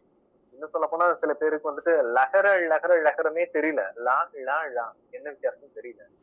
3 சுழினா 2 சுழினா தன்னகரம் இந்த 3க்கும் எப்படி உச்சரிப்பே தெரியல. இந்த உச்சரிப்பெல்லாம் தெரிஞ்சு பழகிட்டீங்கன்னா எழுத்துப்பிழை வராது. நாம வந்துட்டு சார் எழுத்துப்பிழை நிறைய வருது என்ன செய்யறதுனாக்கா முதல்ல நீங்க உச்சரிப்பு பிழையா இருக்கு அப்படிங்கிறது தெரிஞ்சுக்கணும். உங்களுடைய உச்சரிப்பு தவறாக இருக்கும் பட்சத்தில் எழுத்துப்பிழைகள் ஏற்படும். ரைட், அடுத்த பக்கத்துக்கு போயிடலாம். மேலும் சில வல்லினம் மிகும் மிகா இடங்களை அறிந்து கொள்வோம் அப்படின்னு சொல்லி பின்னாடி ஒரு பெரிய பெட்டியை கொடுத்திருக்கான். அதற்கு சொன்னேன், இதற்கு கொடு, எதற்கு கேட்டாய், இதெல்லாம் மிகும், அதற்கு இதற்கு எதற்கு அப்படின்னு மிகும். சரி, இந்த பேஜ் ஃபுல்லா நீங்களே அப்படியே படிச்சு வச்சுக்கோங்க. மிக முக்கியமானவை. அடுத்தது கற்பவை கற்ற பின் பெட்டி செய்தி, விழாக்குழு, கிளிப்பேச்சு, தமிழ் தேன், தைப்பூசம், கூடக்கோடு, சத்தை விட கூர்மை, கார்பருவம் எல்லாமே வல்லினம் மிகலாம்னா மிகும். எல்லாத்துலயுமே மிகும். அடுத்தது தொடர் தரும் பொருளை கூறுகள். சின்ன கொடி, சின்ன கொடி அப்படின்னு சொல்லி கொடுத்துருக்கான். சின்ன கொடினாக்க ஏதோ ஒரு சின்னத்தினுடைய கொடி. சின்ன கொடி அப்படின்னு சொன்னாக்க குறியாக இருக்கக்கூடிய கொடி. தோப்புக்கள், தோப்புகள், தோப்புக்கள் அப்படிங்கிறது தவிர தோப்புகள் என்பது சரியாது. அதுக்கு வந்துட்டு பொருளை கண்டுபிடிக்க சொல்லியிருக்கு. நீங்களே கண்டுபிடிங்க. நடுக்கல், நடுகள், கைமாறு, கை மாறு, பொய்ச்சொல், பொய் சொல், வித்தியாசங்கள்லாம் நீங்களே தெரிஞ்சு வச்சுக்கோங்க. கீழே சில எடுத்துக்காட்டுகள்லாம் நிறைய தந்திருக்கு. அடுத்த பக்கம் வல்லினம் மிகாத இடங்களுக்கு எடுத்துக்காட்டு நிறைய கொடுத்துருக்கான் பாருங்க. பெட்டிச்சீகள், அது இது, அது செய், இது தான், அதெல்லாம் வராது. எது கண்டாய், எவை தவறுகள், குதிரை தாண்டியது, கிளி பேசும். இதையும் படிச்சு பார்த்தீங்க. இதெல்லாம் படிச்சீங்கன்னாக்கா அடுத்த பக்கமும் இருக்கு. அவ்வளவு, இவ்வளவு, எவ்வளவு, அதுக்கப்புறம்லாம் வராது. இந்த 2 பேஜ் மட்டும் நல்லா தெரிஞ்சு வச்சுக்கிட்டீங்கன்னாக்கா வல்லினம் மிகுமிடங்கள் மிகா இடங்கள் தெரிஞ்சிச்சுன்னா நீங்க தமிழ் படிச்சிருக்கீங்கன்னு அர்த்தம். இல்லைன்னா தமிழ் படிக்கவில்லை என்று அர்த்தம். அடுத்து வல்லின மிகுமா கற்பவை கற்ற பின் பார்த்துங்க. அடுத்தது பொருள் மயக்கத்திற்கு வாங்க. பொருள் மயக்கம் கொஞ்சம் முக்கியமான பாடப்பகுதி தான். பொருள் மயக்கம்னா இடைவெளி விட்டு எழுதினீங்கன்னாக்கா பொருள் மாறுபடுமா அப்படின்னா மாறுபடும். அதே போல வந்துட்டு வல்லினம் போட்டு எழுதிட்டோம்னாக்கா மாறுபடுமா அப்படின்னாக்கா மாறுபடும். இடைவெளி விட்டு மாறக்கூடியது பாருங்க. இப்ப அந்த பாக்ஸ்ல பெட்டிச்சேரிக்கு வந்துடலாம். பொருள் மயக்கம் அப்படின்னு சொன்னாக்கா அர்த்தம் மாறி விடுவது அப்படிங்கிறது அர்த்தம். பொருள் மயக்கம்னா அர்த்தம் மாறுதல் அர்த்தம். இடைவெளியும் பொருள் வேறுபாடும் அந்த பெட்டியில கொடுத்திருக்காங்க இல்லையா, அதுல பாருங்க எம் மொழி யாருக்கும் எழுது, பக்கத்துல எம்மொழி யாருக்கும் எழுதுன்னு இருக்கு. ரெண்டுக்கும் என்ன வித்தியாசம் நல்லா தெரிஞ்சுக்க. எம் மொழி யாருக்கும் எழுது அப்படின்னு சொன்னா என்னுடைய லாங்குவேஜ் எல்லாருக்கும் ஈஸி. இங்கிலீஷ்ல சொன்னா உங்களுக்கு விளங்குவாங்க. எம் மொழி யாருக்கும் எழுது, என்னுடைய லாங்குவேஜ் எல்லாருக்கும் ஈஸி, அவ்வளவுதான். எம்மொழி யாருக்கும் எழுது அப்படின்னாக்கா ஆல் லாங்குவேஜஸ் படிக்கிற பேசுறவங்களுக்கும் ஈஸின்னு வித்தியாசம் பாருங்க. என்னுடைய லாங்குவேஜ் எல்லாருக்கும் ஈஸிங்கிறது வேற, எல்லா லாங்குவேஜ்காரருக்கும் ஈஸி அப்படிங்கிறது வேற. அதுதான் வித்தியாசம். ஏன்னா இந்த இடத்துல இடைவெளி, அந்த இடைவெளியினுடைய முக்கியத்துவம் என்னன்னு தெரியும். அடுத்தது அப்பாவின் நலம் காண்க அப்படின்னா அந்த பாடலோடைய அழகை பாருங்கள்னு அர்த்தம். அப்பாவின் அழகை காண்க. அப்பாவின் நலம் காண்கனாக்கா உன் ஃபாதர், அப்பாவுடைய நலத்தை பாரு அப்படின்னா. 5 மாடி வீடு அப்படின்னாக்கா 5 பில்டிங் இருக்கு. 5 மாடி வீடு அப்படின்னு சொன்னா 5 மாடி இருக்குது ஒத்தை வீடா மாறி. 5 மாடி வீடு அப்படின்னு சொல்லும் போது 5 பில்டிங் காட்டும். 5 மாடி வீடுன்னு சொல்லும் போது ஒரே வீடு 5 மாடின்னு சொல்லும். இது வித்தியாசம் பாருங்க. அதான் அன்று முதல் பாடம் கற்றோம், அன்று முதல் பாடம் கற்றோம். அப்போ இடைவெளியும் பொருள் வேறுபாடுக்கு வழிவகுக்கும். அடுத்தது வல்லினமைகள் மாத்துமா, அர்த்தத்தை மாத்துமா அப்படின்னா கண்டிப்பா மாத்தும். பிட்டு தின்றான்னா பிட்டு தின்றான், பிட்டு தின்றான் பிரிச்சு சாப்பிட்டான்னு அர்த்தம். பிச்சு பிச்சு சாப்பிட்டா பிட்டு தின்றான். பிட்டு அப்படின்னா தின்றான்னா ஒரு பிட்டுங்கிற பொருளை சாப்பிட்டான்னு அர்த்தம். உள்ள கருத்து உள்ள கருத்து. உள்ள கருத்துனா உன் மனசுல இருக்கக்கூடிய கருத்து. உள்ள கருத்துன்னா இருக்கிற மீனிங். ஈட்டி கொண்டு வந்தான் அப்படின்னு சொன்னா அவன் ஏதோ சம்பாதிச்சு எடுத்து வந்தான்னு அர்த்தம். ஈட்டி கொண்டு வந்தான் அப்படின்னு சொன்னா அவன் ஈட்டிங்கிற பொருளை தூக்கிட்டு வந்தான் அர்த்தம். சரி, இப்ப அடுத்தது கால் புள்ளியும் பொருள் மயக்கும் அப்படின்னு சொன்னா அது என்ன? கால் புள்ளினா கமா. கமா கொடுக்கறதுனால பொருள் மாறுபாடு ஏற்படுமா? கண்டிப்பா மாறும். அந்த போல்டா இருக்குது பாருங்க. அவள் அக்காள் வீட்டிற்கு சென்றாள், அவள் அக்காள் வீட்டிற்கு சென்றாள். வித்தியாசம் பார்த்து ஃபர்ஸ்ட்ல இருக்குது என்ன?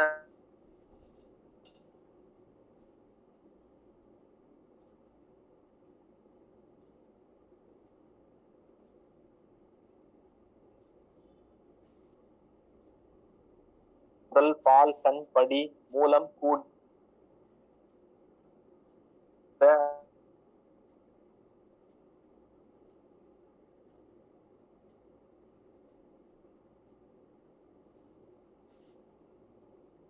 இருந்து சென்றான்.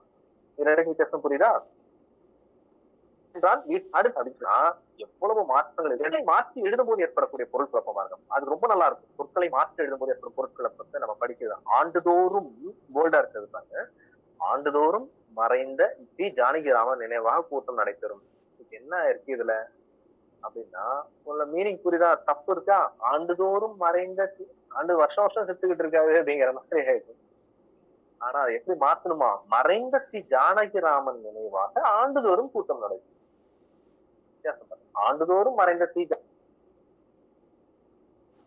ஜானகிராமன் மறைந்த ஸ்ரீ ஜானகிராமன் நினைவாக ஆண்டுதோறும் கூட்டம் நடைபெறுமா அப்படின்னா 2வது லட்சம் தான். அடுத்தது இன்னொரு சரியான குழப்பம் பாருங்க. இதுல எல்லாமே சரியா இருக்க மாதிரி தெரியும். ராமனுடன் லக்ஷ்மணனும் காட்டிற்கு பணிவிடை செய்ய புறப்பட்டான். இது கேள்வியை மட்டும் நான் வாசிக்கிறேன், விடையை நீங்களே கண்டுபிடிங்க. புக்கை படிச்சு கண்டுபிடிங்க. இப்ப ராமனோடு லக்ஷ்மணன் காட்டிற்கு பணிவிடை செய்ய புறப்பட்டான் போது மேலோட்டமா பார்க்கும் போது நமக்கு என்ன தோணுது? ராமன் கூட லக்ஷ்மணனும் போனா அப்படிங்கிறதானே சரி. அடுத்த வார்த்தை பாருங்க. பணிவிடை செய்ய ராமனுடன் லக்ஷ்மணனும் காட்டிற்கு புறப்பட்டான். இதுவும் கரெக்டா தானே இருக்கு. அடுத்தது பாருங்க. காட்டில் ராமனுக்கு பணிவிடை செய்ய லக்ஷ்மணன் புறப்பட்டான். அதுவும் கரெக்டா தானே இருக்கு. 4வது ராமனுக்கு பணிவிடை செய்ய லக்ஷ்மணன் காட்டிற்கு புறப்பட்டான். அதுவும் கரெக்டா தானே இருக்கு. அப்ப எதுதான் இதுல சரி அப்படின்னா நீங்களே கண்டுபிடிங்க. ரைட். அதுல பின்னாடியே பதில் என்னன்னு ஒவ்வொன்றுக்கும் ஒரு விளக்கம் கொடுத்திருக்கான். அதனால நீங்களே கண்டுபிடிச்சிடலாம்.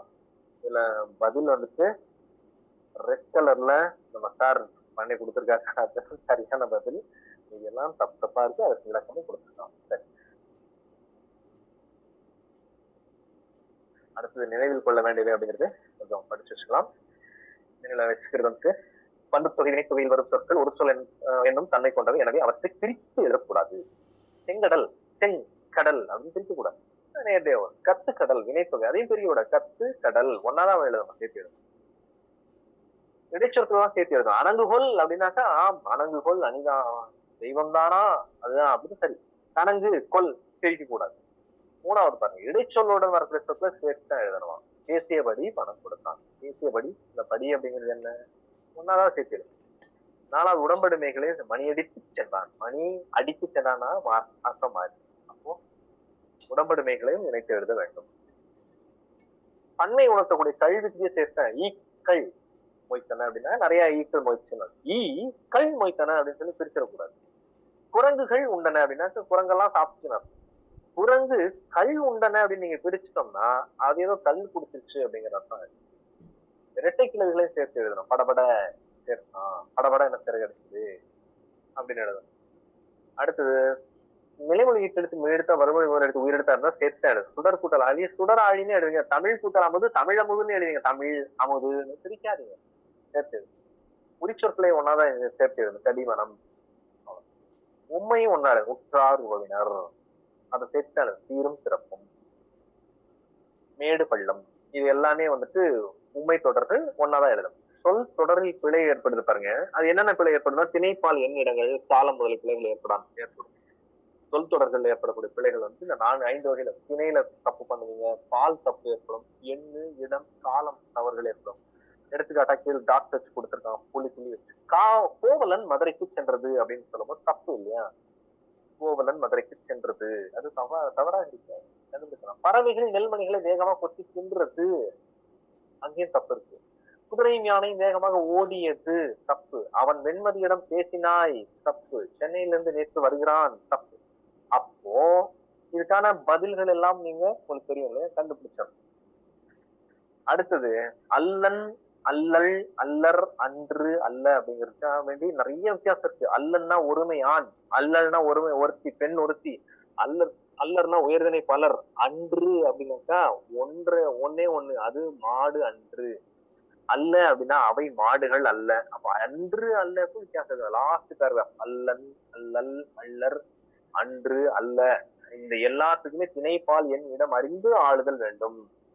இப்போ ஒன்னு அதான் விளக்கம் சொன்னேன். அல்லன் அப்படின்னாக்கா ஆணை, அவன் அல்லன், அவன் இல்லை அப்படிங்கிறதான். அவன் இல்லைங்கிறது, அவன் இல்லைன்னு சொல்லக்கூடாது, அவன் அல்லன்னு சொல்லணும்.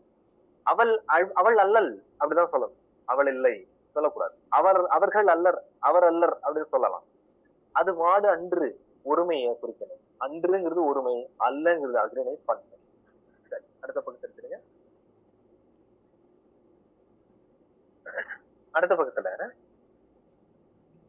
உயர்தினையும் அகிரணையும் வித்தியாசம் தெரிஞ்சுக்கிட்டு ஃபர்ஸ்ட் பேரல கொடுத்துருக்காங்க. எனது வீடு அரசரது மாளிகை.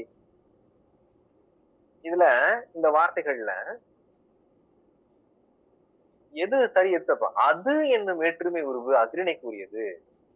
எனது மகள் சொல்லக்கூடாதான், எனது வீடு சொல்லலாம், அதுங்கிறது அகிரிணை. அப்புறமேட்டு அதுக்கப்புறமேட்டும் நீங்க உயர்தினை சொல்லக்கூடாது, எனது மகள்னு சொல்லக்கூடாது, மகள் உயர்தினை இல்லையா? இப்ப அரசரது வீடு அது சரி, ஏன்னா அது அப்படிங்கிறது அகிரணைக்கு வருது. அரசரது வீடுன்னு சொல்லலாம். அடுத்தது அடுத்த பேராகிராஃப்ல இருக்கிறதுல பாருங்க. தொடர்ல எவ்வித குழப்பமும் இல்லாமல் அமைக்கணும் அப்படின்னு சொல்லிட்டு இரண்டாவது குழந்தையிடம் கேள்வி கேட்டான், குழந்தையிடம் இரண்டாவது கேள்வி கேட்டான். வார்த்தையை ரெண்டையும் கொஞ்சம் திருப்பி போட்டீங்கன்னா அர்த்தம் மாறு. இந்த பொருள் ஏற்பாட்டையும் நாம தெரிஞ்சுக்கணும். அடுத்ததுல அருகில், அருகாமையில், இது ரெண்டுக்கும் வித்தியாசம் தெரிஞ்சுங்க. அதுலயே அதே பேராகிராஃப்ல அருகில்னா பக்கத்துல, அருகாமைனா தூரத்துல. நிறைய பேர் என்ன நினைச்சிருக்கோம்னாக்க அருகாமைனா பக்கத்துல நினைச்சுக்கிட்டு இருக்கோம், அது தூரத்துலன்னு அர்த்தம். அருகில் என்பதனுடைய எதிர்ச்சொல் தான் அருகாமை. அருகில் என்பது எது பக்கத்தில், அருகாமை என்பது தூரத்தில். இந்த வித்தியாசம் தெரிஞ்சு வச்சுக்கோங்க. அடுத்த பேராகிராஃப் ரொம்ப நல்லா இருக்கும். பேருந்து மோதி மிதிவண்டியில் சென்றவர் தாய். இப்படி ஒரு நியூஸ் வருதுன்னு வச்சுக்கோங்க. பேருந்து மோதி மிதிவண்டியில் சென்றவர் காயம்னா தப்பு. பேருந்து மோதினதுக்கு அப்புறம் அவர் எப்படி மிதிவண்டியில போயிருப்பாரு? அப்ப என்ன மாத்தணும்? மிதிவண்டியில் சென்றவர் பேருந்து மோதி காயம். இந்த வேறுபாடுகள் தெரிஞ்சுச்சுங்க. பொதுவான சில பிழைகள் எல்லாம் கொடுத்திருக்கு. சுடு தண்ணீர்னு சொல்லக்கூடாது. சுடு தண்ணீர்ங்கிறது தப்பு. கண் அப்படின்னாலே குளிர்ச்சின்னு அர்த்தம், தண்ணீர்ன்றதால குளிர்ந்த நீர்னு அர்த்தம். சுடு தண்ணீர்னு சொல்லக்கூடாது. அப்ப அதுக்கு என்ன சொல்லணும்? வெந்நீர்னு சொல்லணும். அதான் இன்னும் கொஞ்சம் விளையாட்டா கொடுத்துருக்கு பாருங்க. நடு சென்டரில் நின்றான், அதெல்லாம் நம்ம பயன்படுத்தவே கூடாது இல்லையா? நடு சென்டர், அப்புறமேட்டு உச்சி டாப்பு, நீங்க கூட நிறைய வார்த்தைகள் எல்லாம் பயன்படுத்துவீங்கன்னு நான் நினைக்கிறேன். கேட்ச் புடி அப்படின்னு கிரிக்கெட் விளையாடும் போது பசங்க கேட்ச் புடி, கேட்ச் என்ன புடினா என்ன? உச்சி டாப் அப்படின்வாங்க. உச்சினாலும் டாப்னாலும் ஒண்ணுதாங்க. இது மாதிரி எல்லாம் ஆங்கில ஒரு வார்த்தையும் தமிழ் வார்த்தையெல்லாம் பேசக்கூடாது. நடு சென்டர்ல அப்படின்லாம் சொல்லக்கூடாது. அடுத்தது அந்த வினைத்தொகை சொல்லுக்கிடையில் வல்லினம் வரக்கூடாது அப்படின்னு சொல்லி அந்த பெட்டி செய்தி கொடுத்துருவாங்க. திருவளர்ச்சி செல்வன், திருவளர்ச்சி செல்வன் வராது. திருவளர்ச்சி செல்வன் தப்பு. ஏன்னா அது வினைத்தொகை சொற்கள். திருவளர் அப்படிங்கிறது ஏற்கனவே திரு வளர்ந்து விட்டதா வளர்கிறதா தெரியல. மூன்று காலத்திற்கும் பொதுவாக. இதெல்லாம் தெரிஞ்சு கொண்டால் இந்த பகுதி முடியுது. அடுத்த பக்கம் இருப்பீங்க. அடுத்திருக்கக்கூடிய பகுதிகள் எல்லாமே மாணவர்களுக்கான பயிற்சிகள். மயங்கோலி அப்படிங்கிற ஒரு தலைப்பு தரப்பட்டிருக்கு. மயங்கோலி மட்டும் பார்த்துருக்கோம். எளிமையா இருக்கு. இந்த அந்த படத்தை பாருங்க. இந்த படத்தை பார்த்து கொஞ்சம் கண்டுபிடிங்க. எழுத்துக்கள் எப்படி தெரியும்? இந்த நாக்கு வைக்கக்கூடிய இடத்தை வச்சு 3 சுழினா 2 சுழினாவும் தன்னகரத்தையும் தெரிஞ்சுக்கலாம். இந்த படத்துல இருக்கக்கூடியது போல நீங்க சொல்ல முடியுமான்னு தெரியல. நான் சொல்றதை நீங்க ட்ரை பண்ணீங்கன்னா கண்டுபிடிச்சுக்கலாம். இப்ப டா சொல்லுங்க. டா சொல்லும் போது உங்களுடைய நாக்கு எங்க இருக்குன்னு பாத்தீங்கன்னாக்கா மேல மடிச்சு அன்னத்துல தொட்டிருக்கும் டா அப்படிங்கிறது. அதே இடத்துல நாக்கு வச்சுட்டு நா அப்படின்னு சொல்லிட்டீங்கன்னா 3 சுழி தான். அவ்வளவுதான். டா நா. அதனாலதான் அதுக்கு பேரு டன் நகரம் அப்படின்னு சொல்லுவோம். டன் நகரம். டா தோன்றும் இடத்தில் வரக்கூடிய நகரம் டன் நகரம். அடுத்தது ரா சொல்லும் பொழுது வல்லின ரகரம். ரா சொல்றீங்க இல்லையா? நாக்கம் சின்ன ஒரு மேடு பகுதி இருக்கு பாருங்க அன்னத்துல மேல நாக்கு பல்லுக்கு பின்னாடி. அங்க இருந்து நா சொன்னீங்கன்னா 2 சுழி தான். அந்த மேட்டை தொட்டவரி. அதேதான் ரன்னகர். ராவும் அங்க இருந்தாகும். அடுத்தது தன்னகரம் அப்படின்னு சொல்லுவோம். அது தாவாவே இருக்கக்கூடிய நகரம். தா சொல்லும் போது நாக்கு எப்படி இருக்குது? மேல ஒட்டி இருக்கா? அதே இடத்துல இருந்து தாங்கிறதுக்கு பதிலா நா அப்படின்னு சொன்னீங்கன்னா தன்னகரம் கிடைச்சிரும். அதே போல இதே மயங்கொலிகள்ல லா லா லா எப்படி தெரிஞ்சுக்கிறது? லா ஃபர்ஸ்ட்ல இருக்கக்கூடிய லா பல்லை ஒட்டியபடி சொல்லுவது லா. நாம ரொம்ப எளிமையா தெரிஞ்சுக்க வேண்டிய லட்டுலா அப்படின்னு சொல்லுவோம் இல்லையா? லா. அந்த லா வந்துட்டு மேல் பல்ல பின்னாடி இருந்து லா வந்துரும். அடுத்தது நீங்க டா சொன்னீங்க இல்லையா? டா சொன்னீங்க இல்லையா? அதே இடத்துல டா சொன்ன இடத்துல இருந்தே லா சொன்னீங்கன்னா பள்ளிக்கு வரக்கூடிய பொது லகரம். பொது லகரம். டா சொன்ன இடத்துல இருந்து லாவை கொண்டு வரலாம். அடுத்த சிறப்பு லகரம் உங்களுக்கு தமிழுக்கே உரிய சிறப்பு எடுத்து நாக்கம் அடிச்சு உள்ள இருந்து சொல்றோம் லா. அடுத்தது ர ரா எழுத்துக்கள். இது கொஞ்சம் கடினம்.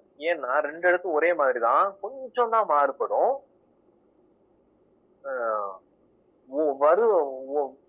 தொட்டு வர்றது உரசுறது அப்படிங்கிற வித்தியாசம் தான். வேற ஒண்ணும் கிடையாது. லேசா தொட்டுட்டு வந்துச்சுன்னா சின்னரா. நல்லா கொஞ்சம் உரசிக்கிட்டே வந்துச்சுன்னாக்கா பெரியரா. இன்னும் சொன்னோம்னாக்கா ரா ஃபர்ஸ்ட் ரா சொல்லும் போது லேசா சொல்லணும். அடுத்தது சொல்லும் போது கொஞ்சம் அழுத்தமா ரான்னு சொல்லிட்டோம்னாக்கா அது முடிஞ்சு. ரைட். இப்ப இதோட சேர்ந்தது படி நீங்க நேரடியா அப்படியே அந்த பொருள் வேறுபாடு பாருங்க. ஏரி குளம். ஏரி என்றால் மேலே ஏரி. கூரை வீட்டின் கூரை. கூரை புடவை சொல்லுகிறது. அடுத்து சிரம் என்பது என்ன? இந்த ரா எதை குறிக்கிறது அப்படின்னா தலையை குறிக்கிறது. எந்த லா தலை என்ன? ஃபர்ஸ்ட்ல இருக்கக்கூடியதான் தலை. இலைக்கு வேறு பேர் என்ன? இலைக்கு வேறு பேர் என்ன? இலை தழை அப்படின்னு சிறப்பழகத்துல இருக்கக்கூடியது வரும். இலை தழை. வண்டி இழுப்பது காளை. பொதுலகரம் காளை. கடலுக்கு வேறு பெயர் பறவை. ஃபர்ஸ்ட்ல இருக்குது. பறந்து இருப்பதனால் பறவை. பறந்து காணப்பட்ட அப்படின்னு பரப்பளவு அப்படின்னு பறந்து கடல். பறவை வானில் என்ன செய்யும்? பறந்தது. ஃபர்ஸ்ட்ல இருக்கக்கூடியது பறந்தது. இரண்டாவது கதவை மெல்ல திறந்தான். முதல்ல இருக்கக்கூடிய வல்லின ரகரம். பூ மனம் வீசும். 3 சுழி. மனம் வீசும். புவியில் புலியின் கண் என்ன? 3 சுழியின் கண் சிவந்து காணப்படும். குழந்தைகள் பந்து விளையாடினர். தன்னகரம் பந்து விளையாடினர். வீட்டு வாசலில் கோலம் போட்டனர். லா கூடியதான். சரியா? இது எல்லாமே தெரிஞ்ச விஷயம். எழுத்துக்களை வந்துட்டு அந்தந்த எழுத்துக்களை அந்தந்த எழுத்தாக உச்சரிப்பு கொண்டு பேசினால் எழுத்து பிழைகள் ஏற்படாது. அதுல பெரும்பாலும் லா வரிசையும் நா வரிசையும் ரா வரிசை தான் தெரிஞ்சு வச்சுக்க வேண்டியது. எப்படி மற்ற எழுத்துக்களுக்கு மான்னு சொன்னா மா எழுதுறீங்களோ அதே போல நா சொன்னா 3 சுழி நா எழுத தெரியணும். இது உங்களுடைய பயிற்சியின் மூலமாக எழுத்து வரும். நன்றி. இத்துடன் இந்த பாடப்பகுதியை நாம இன்றைக்கு நிறைவு செய்து கொள்ளலாம். அடுத்த